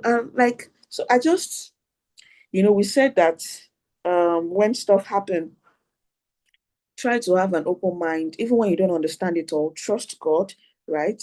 And keep moving on. So like that was not enough. I moved from there. Earlier in the year, God gave me certain instructions, certain things to do, and I set out to do them. If I did not want to do them, I really, really, really did not want to do them. But then God wanted me to do them. And then I went on to do them. And at the end of the day, it did not turn out. So one of it was a certification. And every step of that journey, I literally saw God's hands. I knew that God was in this with me. Even when I did not have help ordinarily, miraculously, supernaturally, somebody from outside Nigeria that I didn't even know randomly came and helped me. And out of like 4 modules, in fact, out of 4 modules, I did excellently well at 3 of them, but not the last. And it was a case of all or none. In fact, one of the modules I scored 100%, which I might not have. But I mean, given how everything happened, that could only have been God. So I literally saw that God was there every step along the way. I did my own part too. I said, God, sometimes I want to develop cold feet, and God will remind me. In fact, God gave me Isaiah chapter 66. Isaiah chapter 66, I think from 7 to 11. One of the, what's it called? One of the lines in that scripture says that will I bring to birth, and close the womb. It says that before um before Zion travailed, she had delivered of a man child, and all of that. And then I sat on that scripture, and then I was talking about how God does not waste resources and all of that. And because I didn't really want to go in that direction. But at the end of the day, it did not work. Well, let me not say it did not work. It did not appear to work, because out of the 4 modules, I had just 3. And I was really dejected. I was really, really, really, really, really dejected. Like, God, I didn't want to do this thing. I don't like to do things and not do them well. I mean, yeah, you might think, but I didn't have to go through this stress. It was so demanding. It was a lot of my money, a lot of my time, a lot of my mental space. I did not. Why did you have to take me through this? Like, it felt like God's word had failed. It felt like God had disappointed me. Even though I know that God does not disappoint, but it literally felt like that. And I cannot stay stuck there. I can't stay on that point. I have to move. I can't.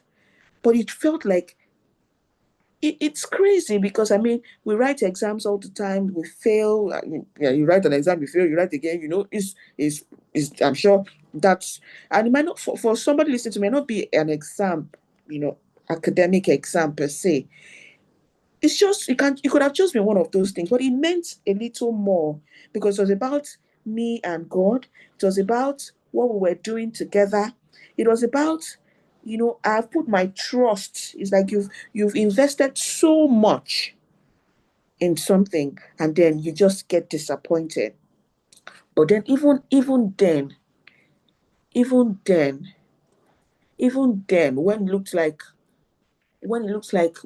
you know, we have done all to stand, we have done all that needs to be done, we still must be able to step back in humility, to say, to know, to understand that some things are better understood in hindsight, and to know that everything works together for the good of them that love God and have been called according to his purpose.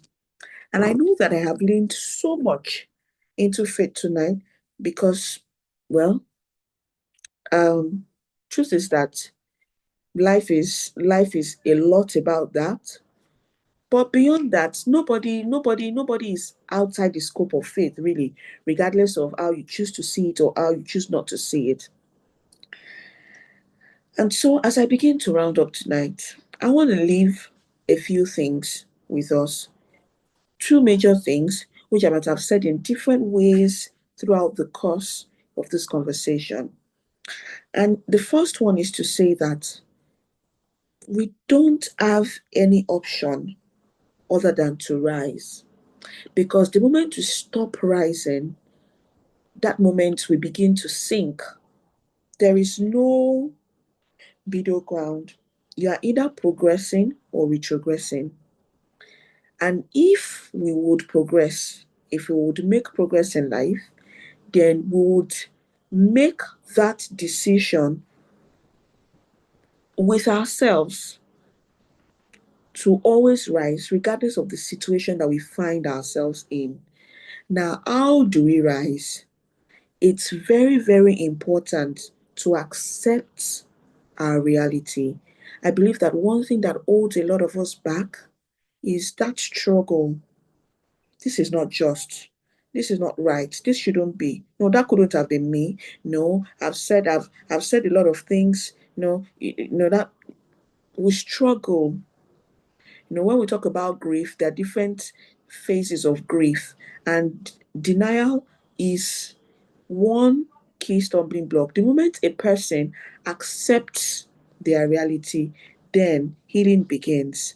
For us to be able to rise, we have to be able to detach ourselves from the situation and see it for what it is, without judgment, without judging ourselves or judging the situation, but just appreciating it. I don't mean appreciation as per gratitude, but evaluating it and seeing it for what it is and accepting it. Having done that, having accepted that reality, the next thing is to know that there is much more to life than what has happened.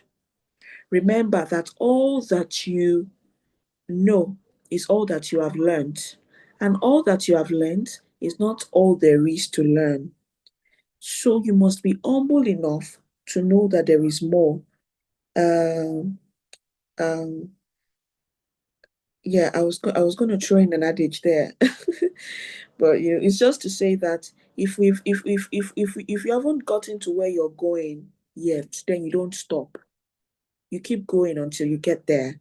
So until you have gotten to the end, you know that there is more to life than whatever it is that is being experienced.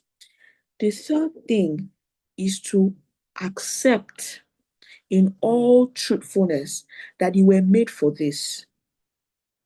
You were made for this. You were absolutely made for this. Scripture says that there is no, Actually, to go to Harvard.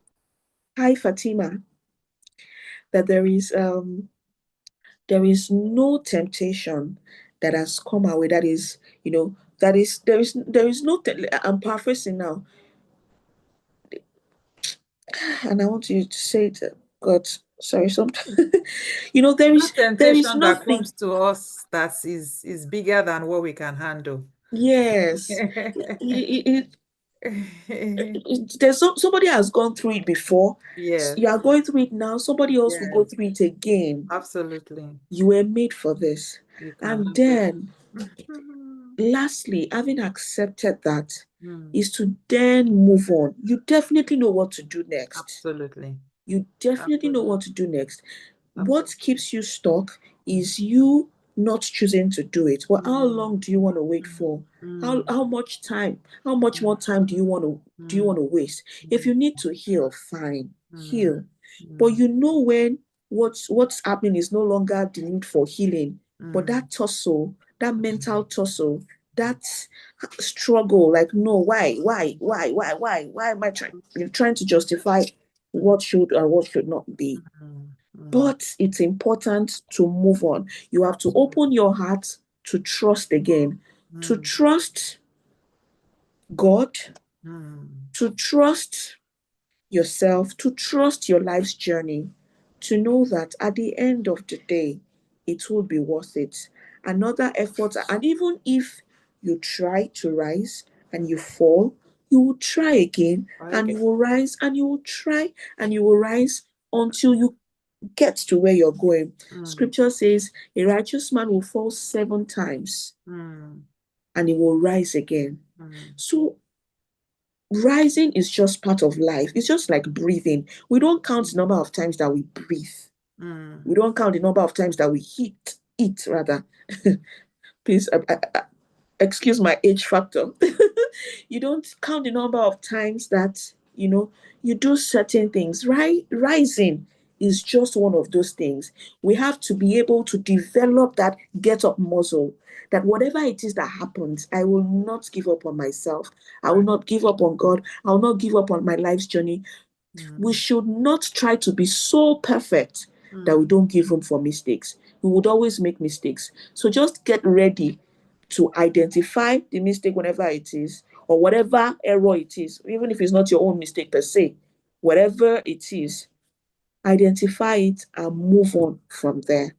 Thank you very much. This is where I'll stop. Wow. That is phenomenal. We shouldn't be trying to be so perfect, right? That we don't accept our mistake and move on with our mistake. Wow. Thank you so much, Ibuko. Oh my goodness. Wow. Okay, in the comment section, please type, type, type, type, type. I thought she was going to say something, but I mean, if she hasn't said that thing that I thought she should say, I will just leave it because I'm too excited and I was hoping that she would say it, and I was even going to use it as a teaching moment as why you need to rise. That. You know the thing now. You know the There are thing so many things that between us. So. happened this week now, you know. Ah.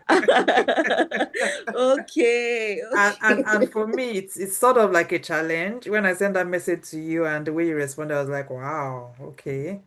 Yes, blessing. We have no choice but to rise. Absolutely. We have no choice but to rise. Mm. Actually, let me rephrase that. You have a choice, right? But you are choosing to rise. Okay? So you see, let me quickly share this before I go into my story tonight. Sometimes I remember I did this with one of my clients some time ago. Sometimes we struggle to do the things we need to do because we keep saying to ourselves, oh, I need to read 2 books tomorrow. I need to study for my exam. I need to do this one. I have to do this one. And your brain does not like work. I don't know if you have realized that when it's break time, the way the excitement that comes because it's break time or because it's holiday, the feel good hormones that starts to come out and it's coming out like, wow, holiday time. So people, the brain naturally tends to enjoyment, relaxation, just soft life. So I said, you see, the way to begin to rewire things in your brain is, so if, for instance, you want to read a book a day, start to tell your brain, I love reading. Oh, I enjoy reading so much. I desire to read this book. So you are turning that thing that is a hard task. You're telling your brain, it's not hard though. It's soft, it's enjoyment, it's nice. I love to do it. Right? And so you're reframing it in your brain. So sometimes you feel, rising. Especially if it's like the guy that's been at the pool of Bethesda for 38 years. Rising. He got to a point that he feels, rising is hard. Oh my God. Rising is hard. I was like, oh, I can't do it. But now there was another woman. This woman kept telling herself, if only I may but what? Touch the hem of his. She didn't tell herself that, touching his garment. Hey, how will I even touch his garment with all of these people around me? No, she was saying, she kept on, a traditional, she kept on saying to herself, and she was saying it, she was excited. If I may but touch, if I may but touch, I will be healed. So those things, reframe them the way you are telling your brain that this thing is easy. Oh. Rising is easy. Give your brain evidence. Use me, use Pastor Babbie, use people you have seen. It's easy, oh. So easy to rise and be everything and walk in your purpose. Awesome. Someone said so good.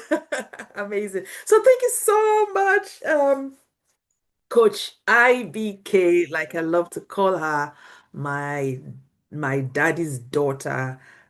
So happy and excited to have you here tonight. And Just so happy for what God is doing in and through you. Amazing, amazing, amazing. So I'm going to try and rush. We have about 30 minutes more to the end of tonight, and we've got a lot to cover. So where do we start from? Let's send some love to Coach Ibukun.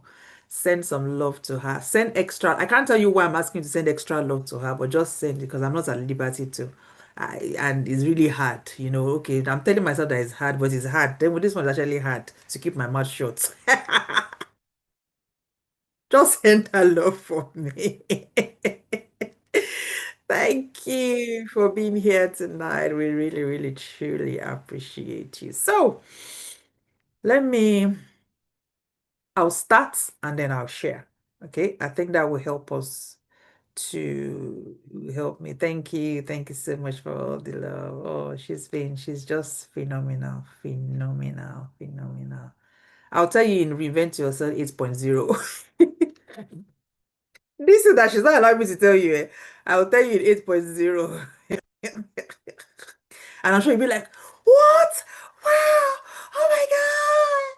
Yeah, it's all good. It's so good. So yesterday we started to talk about, and don't worry, I will weave the phase two of my story into this teaching, right? So that we can just run together tonight. So I'll weave it together. I'll weave it together. So yesterday we started to look at pain, trauma. Okay, I've done all of that. And I said the trauma is in your past. We looked at why you need to rise, right? You don't want to be stagnated. You don't want to repeat the same mistakes. You want to be happy. You want to fulfill your purpose. You want to live a wholesome life. You don't want to carry guilt complex about, right? Because guilt complex will make you, overestimate your own role in the situation. Like Pastor Babbie was saying, I felt everything was my fault, and that can stay with you for such a long time, right? Believing your own mistakes had much serious impact than it did, centers on imagined or perceived guilt, persistent belief that you have done something wrong, because even when you are not in that situation again, you are moving on, you're always thinking anything you do, you think you've done something wrong, right? Sometimes you even want to take the blame for what other people did, because you already feel that I am wrong. Anything I do is wrong. You are personified wrong because of one experience, right? So self-conscious emotion that involves negative evaluations of the self, feelings and distress, feelings of distress, feelings of failure. Then what happens is anxiety, depression, difficulty sleeping, loss of interest, difficulty concentrating, social withdrawal, muscle tension, upset stomach, okay, that's a bit, and then crying. So you see, I said it's time to rise, and then we were here yesterday when we said accept the past, right? Which sort of tallies with what Coach Ibukun just said to us again. You must accept that it's happened to you, reconcile with it. Okay, you want to call your past and say, past, come sit down, let's have a meeting, me and you. Okay, so you actually happened, past. You happened. Okay, shake. You happened. Okay, that's fine, that's fine. You happened. You don't define me. Oh. You happened, but you are not me. I'm not you. You is not me. Me is not you. We are separate. That's your pattern. Then your past is not unique to you. And I'm sure some people listening to Babbie's story tonight, you begin to uh show what's going on here. Just hang on 1 second. Can you still see my screen or am I off screen? My son did ask me to reboot, but let me know if you can still see my screen. We can still say. Okay, you can still see it. Okay, awesome. Thank you, thank you, thank you. Apologies. Let me. Awesome. Great. So you see, the past has no hold on you. The past is not unique to you. So I was saying that some people listening to Babbie tonight will realize that some of the experiences that we was talking about have probably also happened to them, right? And then we also said that the past has no hold on your future. The future is a blank check, right? And there is beauty in your future. So let's go. Number two, investigate your past. Investigate your past. So yes, You've reconciled with the past. You had a meeting. Okay, you happened. Okay, I accept you happened. But you are not me, I'm not you. We are separate. And the future is. So now begin to ask yourself, how did it happen? How did it happen? And yesterday, Coach Josh said some things that she sat down and she said, there's the pattern. There's a pattern. Why is this pattern there? It means that I don't even know my value, right? And if we begin to chunk back, we might probably be able to see that something happened in your childhood that made you feel you're not valuable. Because listen, at the foundation of both the perpetrator and the victim, right, is some issues in childhood. What happened to you in childhood? How did you interpret the things that happened in your childhood? And some of these things are even unconscious. There's something called unconscious rejection. I was speaking to someone some time ago, and who the parents wanted a particular sex, and then they had this person, which was the opposite of the sex they wanted. And at that instance, it was like, oh my God, not again. This is not the sex we wanted. You know what? So from that time, so you see, we as human beings, we vibrate, right? We vibrate energy. So the parents unconsciously, right, were vibrating rejection to this particular person because it wasn't the sex of the child they wanted. And you better know that that went on to affect that person because the person felt that they had to always try to prove themselves as they were growing up, and did the things that other people didn't have to do. And it was unconscious. The parents probably didn't even know what they were doing. Right? So, how did it happen? Was it that I lost track of my value? Did something happen in my primary school that made me feel valueless? Right? And then now I've carried that mindset to my adulthood, and people can just walk all around, walk all over me. Then ask yourself, why did it happen? Why? Was it the environment? Somebody was sharing with me their story, and the person said, oh, there was a lot of pressure from my family. Just to stop my family from talking, I just said, okay, I will marry this person. So pressure. That was pressure for them, right? So why did it happen? When you trusted that person that you trusted and you told, you were vulnerable with, and then they went ahead and exposed you, and it was a big mess. It caused a lot of emotional pain, and sadness. Why did it happen? Was it because you were desperate to be accepted in the clique? Was it because you want this person to see you in a particular way? Why did it happen? Because if you don't investigate that past, it will recur. That's what creates patterns. Once you see something happen once, twice, the third time, sit down and investigate. Why? Why? And me saying happen once, twice, I don't mean that I've been in a abusive relationship for 3 times. So 3 times. It can just be your own response to the things that has happened. So you see, even in that one relationship, something must have happened once, you condoned it.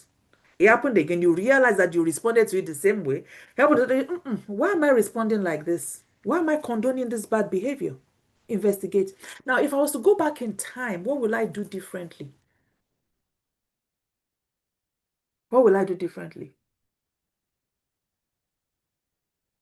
You must always elicit lessons from your past. Lessons from your past mistakes. What will I do differently? So, of course, it's an assignment to do. Write down 5 lessons from your mistake. 5 lessons from your mistake. What did I do? What will I do differently? Right? So you see, for me, I sat down to investigate my own past. Because I said to myself, how did I get here? What happened? How did I get here? Sorry, I'm trying to... Honestly, I'm not sure. Just give me 1 second.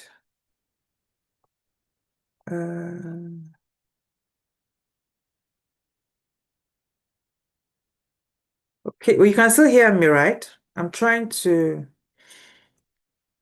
just come out of it.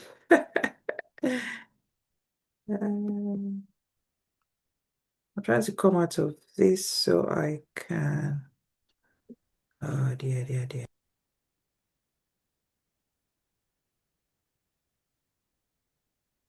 Oh,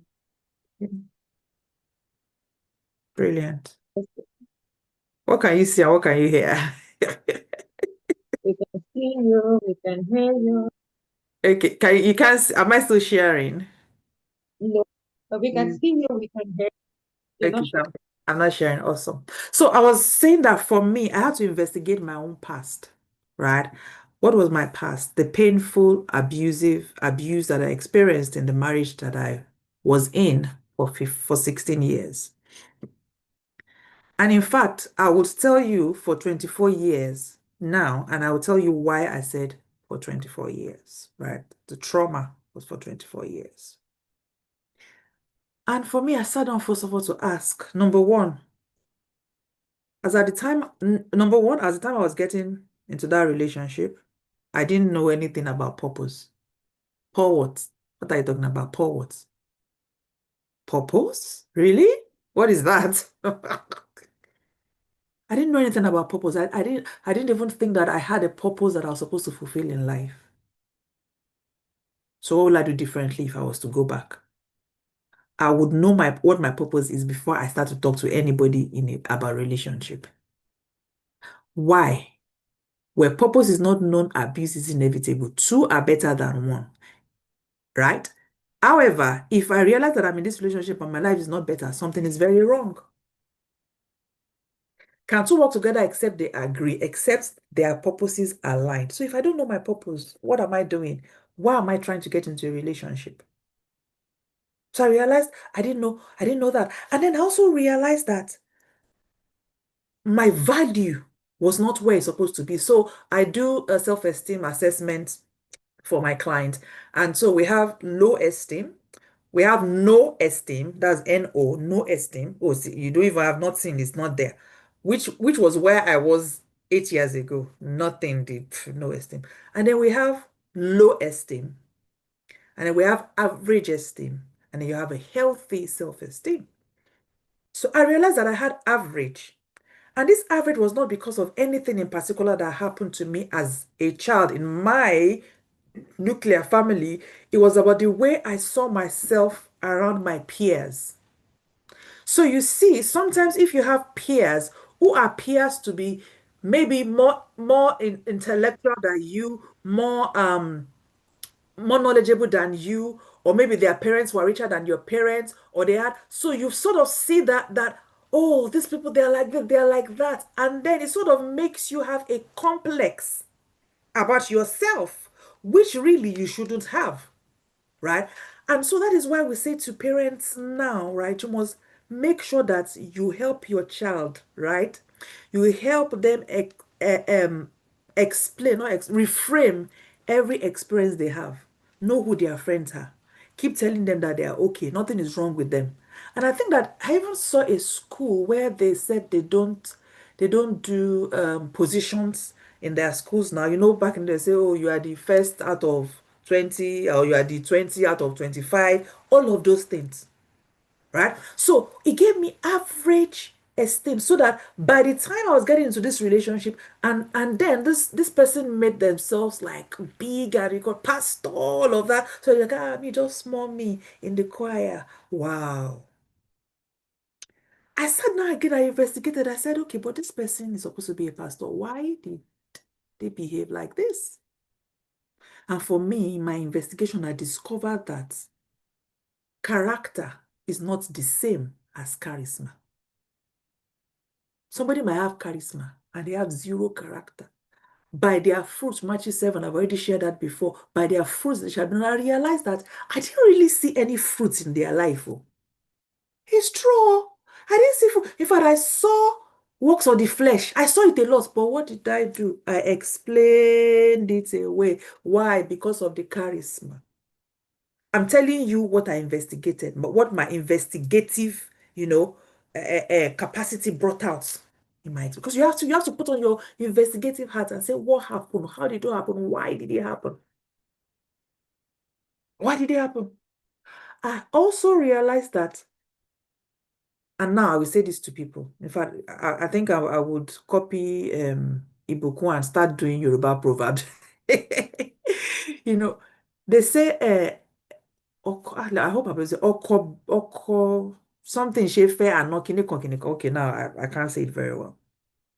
What is the crux of the matter? You need to also investigate, know the family of the person you're saying you want to get married to. It's very important. Because that can also show you something to say, okay, is there an alignment? Do we share the same beliefs? Do we share the same values? And so all of these things and more, I don't have time to, go into that. But for me, why I said 24 years was, and will be my first time of actually sharing this in public, in that when I exited, so I read, okay, no, I think I read it on the IG Live. So there's a synopsis of my story in Street Sense for Good Girls. So the story before the sense. And of course, the major thing that I investigated also was the fact that I was very naive. I did not have street sense. I didn't have street sense. I was naive. I was naive. I was naive. I was naive. No street sense. Right? And so I came out of that, exited, and I felt, okay, wow, okay, let's move on. Let's do life. Right? And if you've experienced a covert narcissist, especially, right, you will realize that you leaving them is like you touch the tail of a tiger. Oh, they will go all out. They will do and undo, right? So for 8 years now, what are we wearing? October. 2 months ago, 2 months ago was the very first time I was going to sleep under the same roof with my 3 children in 8 years. 2 months ago. 2 months ago was the first time I was going to sleep under the same roof with my 3 children in 8 years. Because this person now decided to use my children to hurt me.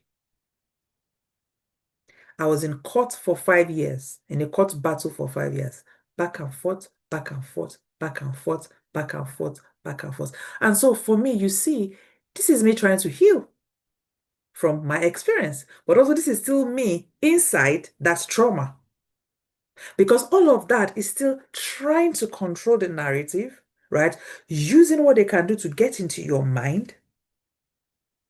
And so when we're talking about rising, how can you imagine you trying to rise, but the trauma is still hammering you down?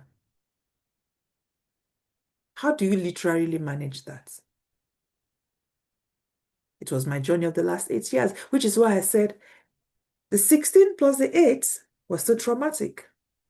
Imagine your own children that you gave birth to, right? Saying in an open court, after the judge says, children, go with your mother. And they say, no, we don't want to follow our mother. We want to stay with our father. Your own children that you gave birth to and you carried in your womb for 9 months. All of that in the past 8 years. And for me, it got to a point where, yes, while I was inside, I attempted, suicide and all of that. But in the period of the 8 years, of course, I knew better, right? After I left. Yeah, it was very hard, because for me, I used to be part of those people that say, oh, my children are my world, and I'll put picture on social media and say, oh, my world, my world. But I'll also tell you that a lot of lessons that God taught me in fact, I don't have time to talk about my lessons, the lessons of those 8 years. I grew so much and God taught me so much because now I was left alone. It was like who was left alone in the Bible? Is What's his name? Jacob was left alone and he wrestled with God. It wasn't that he was alone, it was left alone. It's different. I don't have time to go into it. Oh, I'm alone, I'm alone. Left alone. Right? And so you see, I was in that place where, so I used to say, oh, my children, my world, my children, my world. But then I never thought, I'm very altruistic. I never thought that I could, because I always want to cook for people, care for people. And for me, it was my children. Some people will ask me, why did you stay in that marriage for so long? My children. Even though that's counterproductive.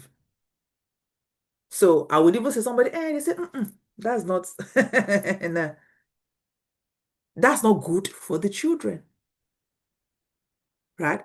So I'm trying to rush because of our time tonight. And so for me, that period was a period where I I was ideating suicide. I was no, not suicide. I just didn't want to be alive again. Sometimes I would feel, okay, what's the point? My children are not here. This person has taken my children. This person has poisoned my children's mind against me. Let me just sleep and keep sleeping and sleep forever. But in the middle of that, right, God started to check me. Come on, you have to rise. You can't stay there. I know you are in pain, but in that pain, rise up. And like somebody said, your life is too little to be about yourself, about your life alone. God said, no, I've got an assignment for you. I've got a mandate. It was in that period, that 8 years. So that 8 years wasn't, oh, I'm out of the abuse. Okay, let me sit down and put my leg up. No, it was tough. It was hard. And honestly, if I can't say for the grace of God, the grace of God, right? And of course, support our family, which I will still share as we go on in the session tonight. So during that period, one of the things God said to me is, I need you to start exposing your scars, your scar. And for the people who, I mean, I'm not going to start showing you, but it's on my social media and all. I have a big scar, a massive scar on my shoulder, right?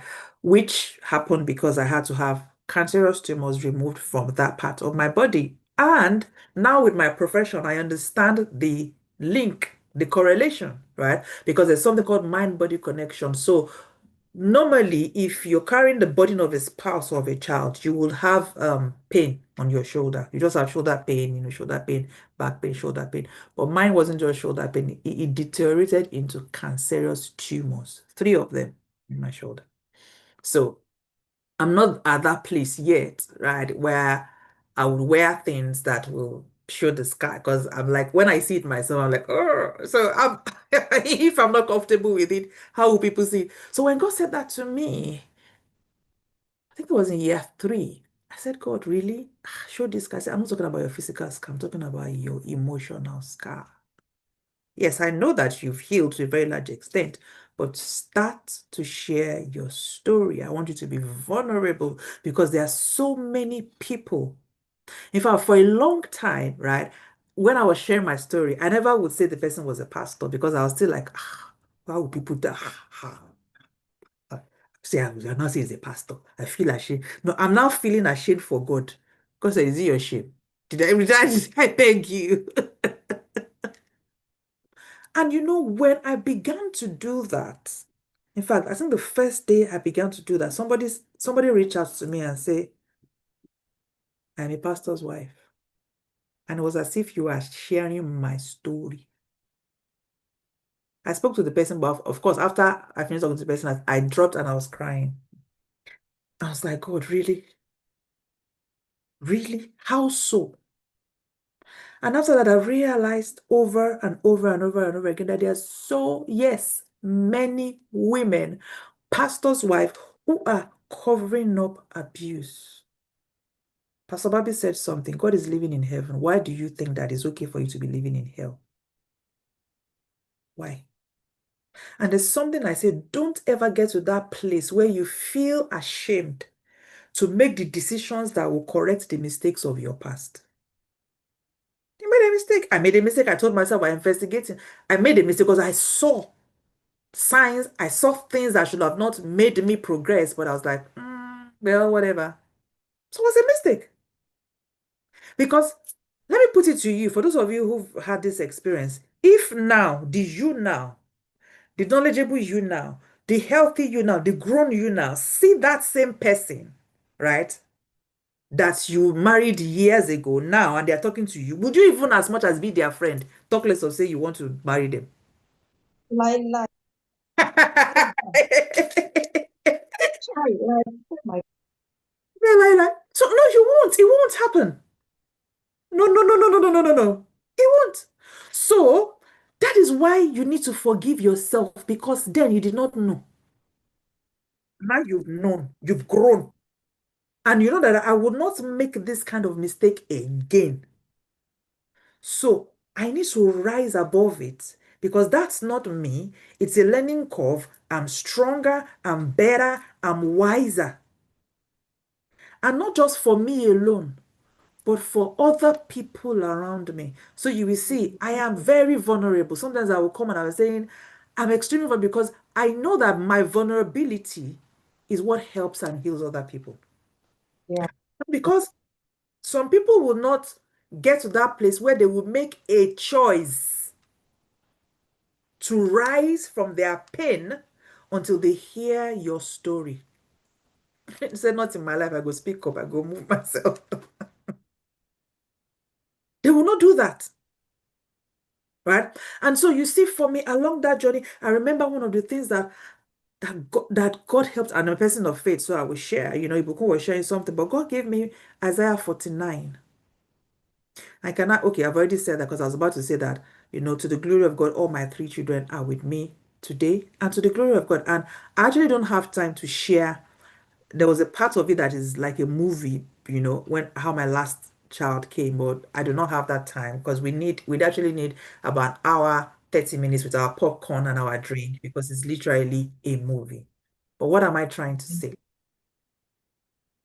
It does not matter how deep the pit is or how deep the pain is.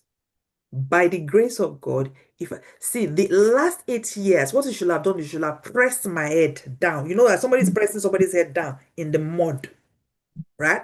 But I think Coach Ibuku said is that the more he's pressing your head down, the more I'm like, no, I have to rise above this. It's like that donkey. I've heard the story of that donkey. Who they say, oh, this donkey is old. Let's put it inside the pit. So they put it inside the pit and then they keep putting sand on it, right? But the more they put sand, what was that donkey doing? The donkey was using the sand, climbing on the sand, climbing on the sand, using the sand to what? To rise out of the pit. And you might be thinking that, oh, I really need this pain to go. I really need this thing to be over, right? I need the court case to favor me. I need the court case to be over. I need this one to be over before I start to do anything. You don't have that luxury. You have to rise now from where you are. I want us to do something quickly. Because for me, you see, I can finish my slides another day, but I'm a spirit being, and by the grace of God, I love to move in the spirit. I want you to bring out your notebook. Bring out your notebook. Bring out your notebook. And I want you to write. And once you are done, you come into the comment section and tell me. I want you to write down the things that you need to rise from. What are you struggling with? What are the struggles? What do I need to rise from? I want you to write it down. What do I need to rise from? Do I need to rise from the pain of my past? Do I need to rise from the heartbreak? Is that heartbreak when I remember it, is it still paining me? Is it still affecting me? Do I need to rise from a betrayal? Did somebody betray you and you just stuck in it? You like, I can't just let it go. Do I need to rise from a mistake I made? Did I make a mistake? Did I make a bad financial investment? And every time somebody says financial, somebody's like, no, no, no, no, no, no, I don't want to hear it. What do you need to rise from? What has held you back? Is it your childhood trauma? You keep hearing the voices. You're not good enough. You are foolish. You are dull. Your primary school teacher was telling you that you are dull just because you didn't know maths. Meanwhile, you are very brilliant in arts. But that has stuck in your head and you just can't rise above it. I want you to write down when you are done. Please come and tell me in the comment section, I'm done. Come and tell me in the comment section, I'm done. Write down what do you need to rise from? What do you need to rise from? And I'll tell you what to do with that. Right? What do you need to rise from? What do you need to just write it down? What do you need to rise from? What do you need to rise from? What do you need to rise from? What is that thing that is currently holding you back? What is holding you back? Thank you, Amarachi. What is holding you back that you're like, oh my goodness, I need to rise from this? It can be spiritual lethargy, right? It can just be the fact that you just struggled, like you say, I was able to read my Bible, but I just, what do you need to rise from? What do you need to rise from? I want you to write it down in your book. Because somebody says, feeling like I'm not enough, rising from comparing myself with my ex's new wife. Rising from knowing I can achieve anything I set my mind to. I want to say something about you, right? Zoom use. I don't know your name, but it's okay. Should I share this, Lord? Okay, that's fine. I don't see. I don't even say my ex. I don't use that word. Oh, burial. I don't use mine. I don't, and it's not because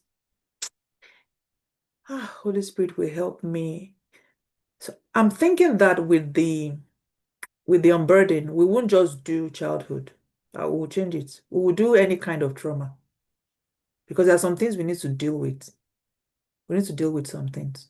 And I'll end it with spiritual. I'll end it with some warfare prayers. So I'm just putting it out. Yes, it's a professional boot camp, and I don't know if Becky's still in. If you're not registered, please register. There's a seriously discounted fee for those who are on this call, right?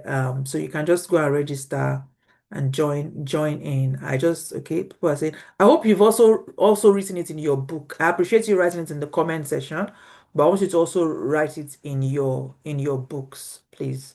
Write it in your books. Write it also or your notepad or anything like that. Because I'm going to also tell you to do something with it. I'm going to tell you to do something with it. Okay, I'm going to be telling you to do something with it as well. Okay. Because see, the the the person that was talking about me comparing onboarding, so onboarding with the soul doctor. Let me. Oh, okay. Is well. Adjust my laptop is seriously. Can you see my screen? Can you see my screen?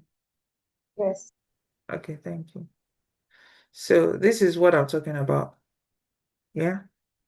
Unburden with the soul doctor. Yeah, so you can take a screenshot of it. You can take a screenshot of the QR code.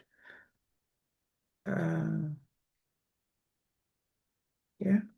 So I was about to say, you see that thing of saying you compare yourself. Okay, so I was about to say that number one is not even, I don't say my anything, I just say my children's father, right? So if it's a guy, you can say your children's mom. Because be careful of what you personalize. Be careful. Someone say, "Oh, you're over the top." Just I'm not over the top. I know the power of words. The whole world was created by the words, by words. So my children's dad. But you see, when he got married some years ago, I didn't believe my reaction to the fact that he was getting married, and I did not believe that I could react like that. By the grace of God, the Bible says they that compare themselves with themselves are not wise. So this is not about me comparing myself, but oh God, I don't know if I should say this. But there's no basis of comparison, right? You know what they say, the difference is 7 up. But still, at that point in time, I was feeling so insecure. I was feeling like, oh my God, wow, what is it? What is it? But that was still trauma. That was still trauma. And so what am I trying to say to you, my darling sister, is you are unique. Nobody and nothing can compare with you. Nothing can compare with you. Nobody can compare with you. In fact, there's no, see, anything else they get is second best. You are the original. You are the original. Honestly speaking, oh guys, I'm so sorry. My laptop has been overworked. It's frozen. Sorry. I think she's way better. She said she feels she's not good at that her baby daddy's new wife is better. Why? You know what she's getting into. Okay, You've so been there. what can you say now? Or can you still see what I'm sharing? Or is it gone? You can see. You can see it. Okay. All right. Okay. Cool, cool, cool, cool, cool. You can see me. Yes. Okay, not what I'm sharing. Yes. Okay, all right. Okay, cool, cool, cool, cool, cool. I don't think Becky's in the house, but that's fine. That's fine. So you've written down, I'm waiting for done, done, done, done, done. Just write down, just write down all of the things that you want to rise from. Okay. And I will tell you what to do with them. I'll tell you what to do with them. Write down everything you want to rise from. Okay. Okay, somebody says they've registered. Okay, amazing, amazing, amazing. And then once you're done, done, done, done, done. Ooh. Okay. Awesome, awesome, awesome. That's fine. Okay. All right, okay, she's at work. Okay.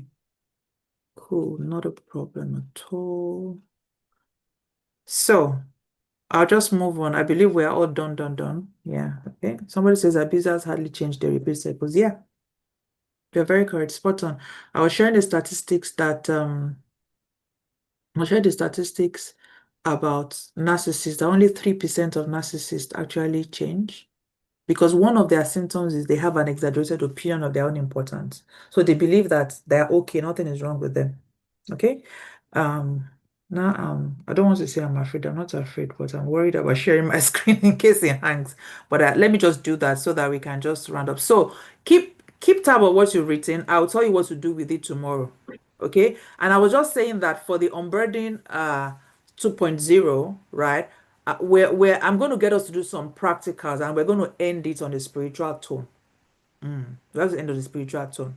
Because you also better know that there are some, I had to do some prayers, right? Because you enter into a covenant with this person. You better know that. You entered your covenant. And the people that know me know that I'm not this over spiritual, super spiritual person. But for me to be saying this, you better know that is important.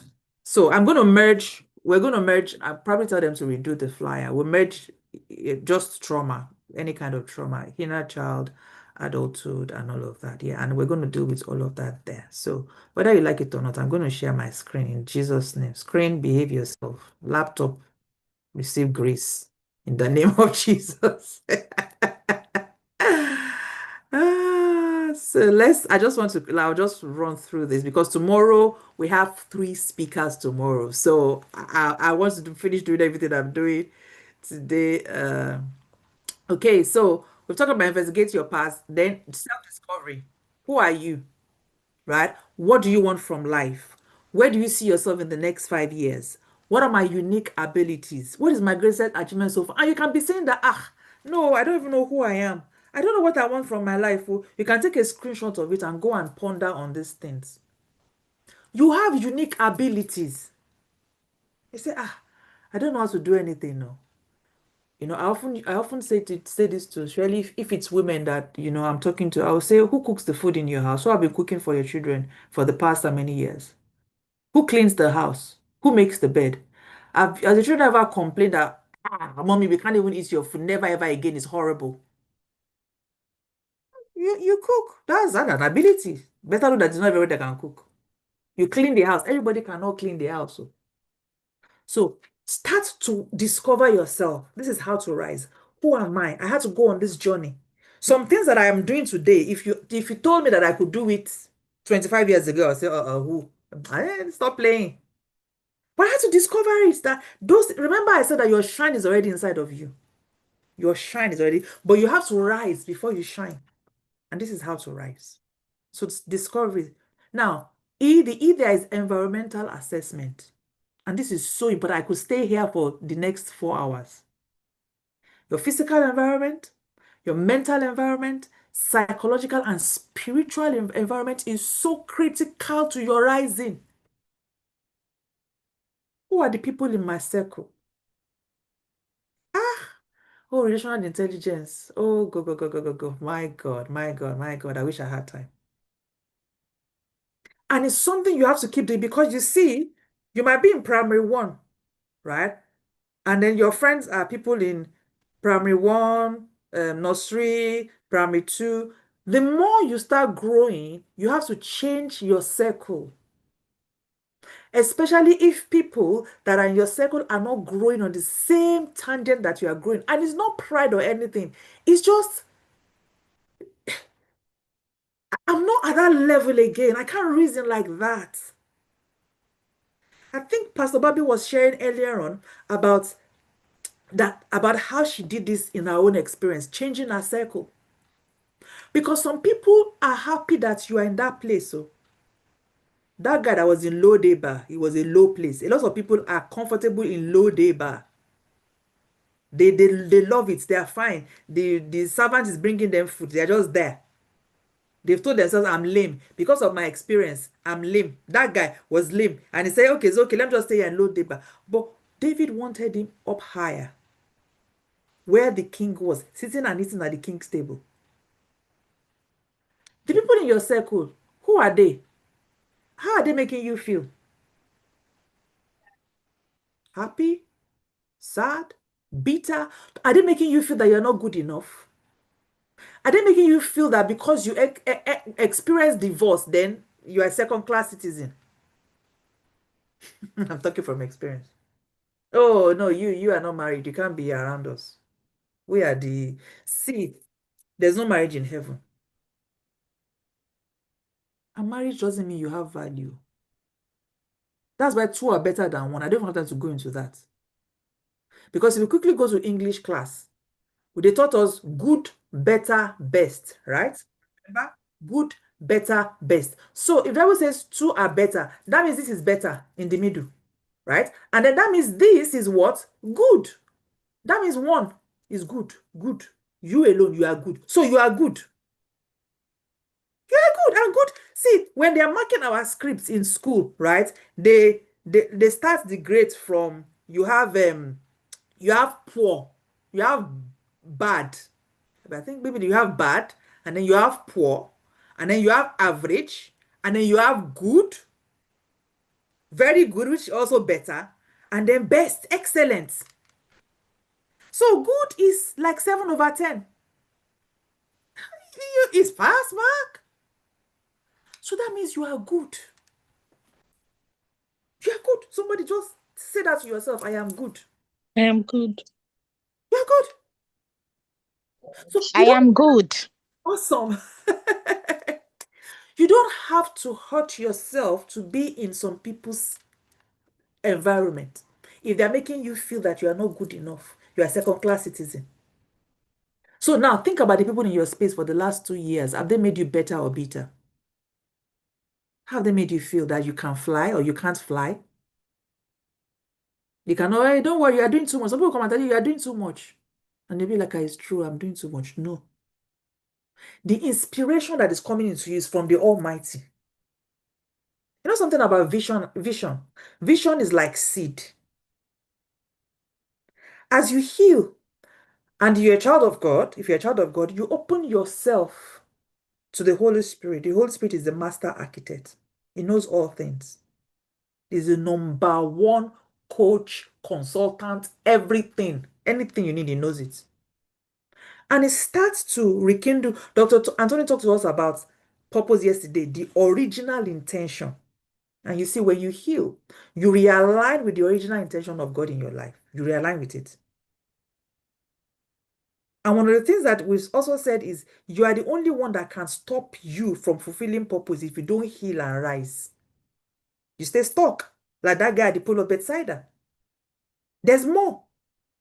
Yes, I'm sorry you experienced what you experienced. I'm sorry. Your feelings are valid, your emotions are valid. But let's help you, bandage the wound and everything, and then let's help you heal. Because healing itself is not the end, it's a means to an end. When you heal, then you begin to deliver your value, you begin to shine. Right? When you heal, you begin to what? You begin to shine. So, do you understand the role of everyone in your life? That's the next question. Because everybody has different role in your life. You better know that. Some people are supposed to be your acquaintances.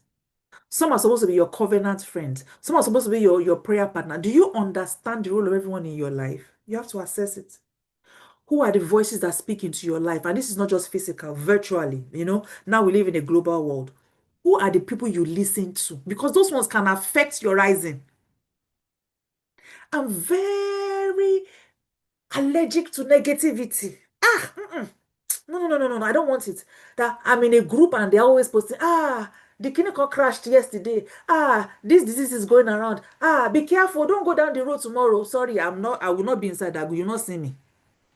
I want positivity around me. And if you allow that the people you follow, there's always negative things or things that make you feel you are not good enough, you are doing yourself a disfavor. Who are the voices that speak into your life? The books, the TV, the podcast. What are you listening to? Remember, your eyes and your ears are the gateway to your soul. So how can I get into an environment where I can rise and soar? Because it's time to soar. What does soar mean? Strengthen the present. Offer yourself to your world. Accountability and rest. To be continued.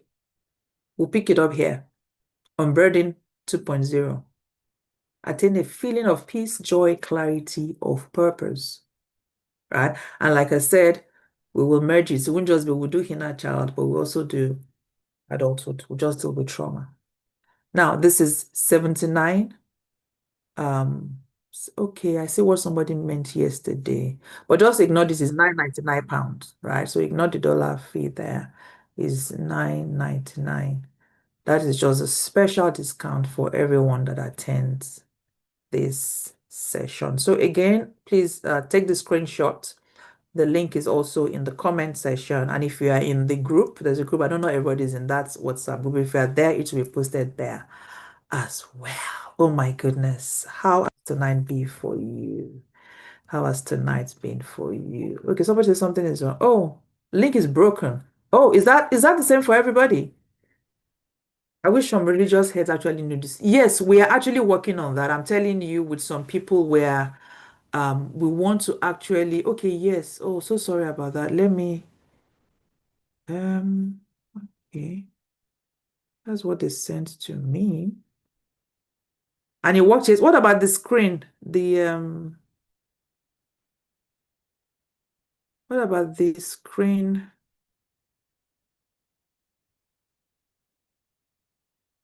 Can you check that now, please? And let me know if that's working.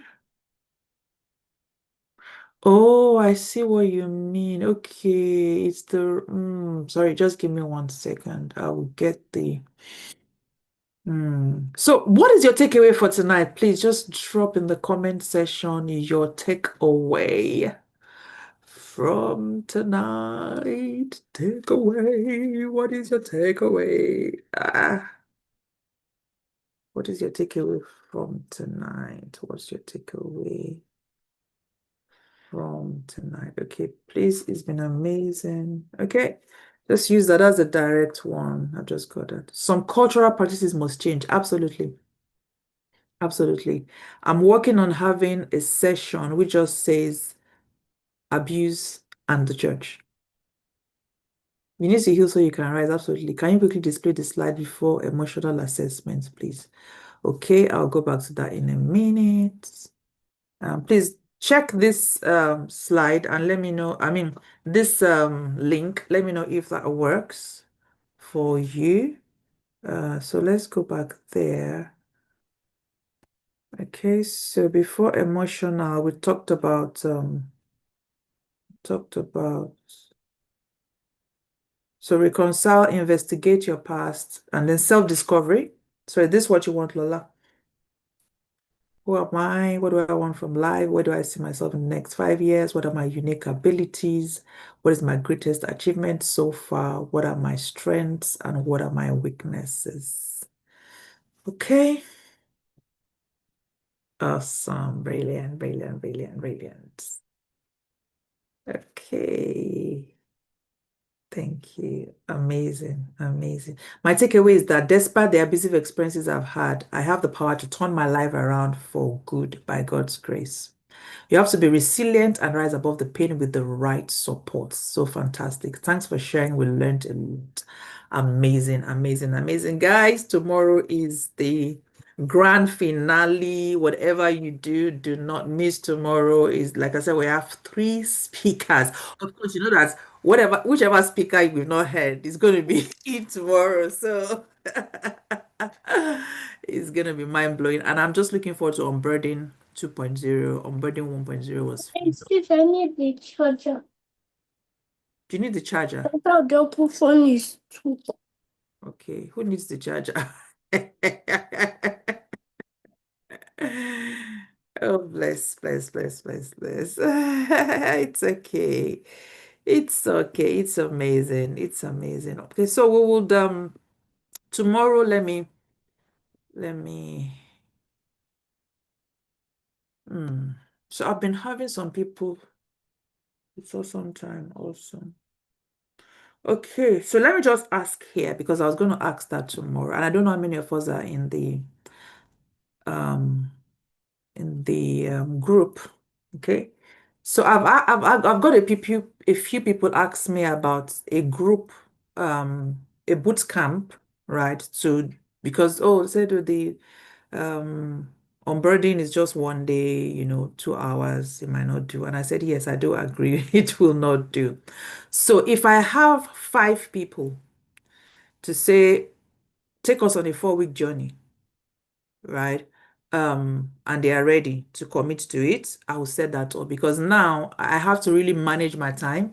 The academy is starting, and all the classes in the academy are going to be taught by me. So it's not online course that you will just buy and be self-paced. No, it is actually, going to be taught. So I'm taking all we're launching the first course next month and I will be taking all of that as well. So my time, I need to manage it. So I need to manage it. So if I have 5 people that say take us on this 4 weeks course, we want to really, heal because you can see that it's a lot.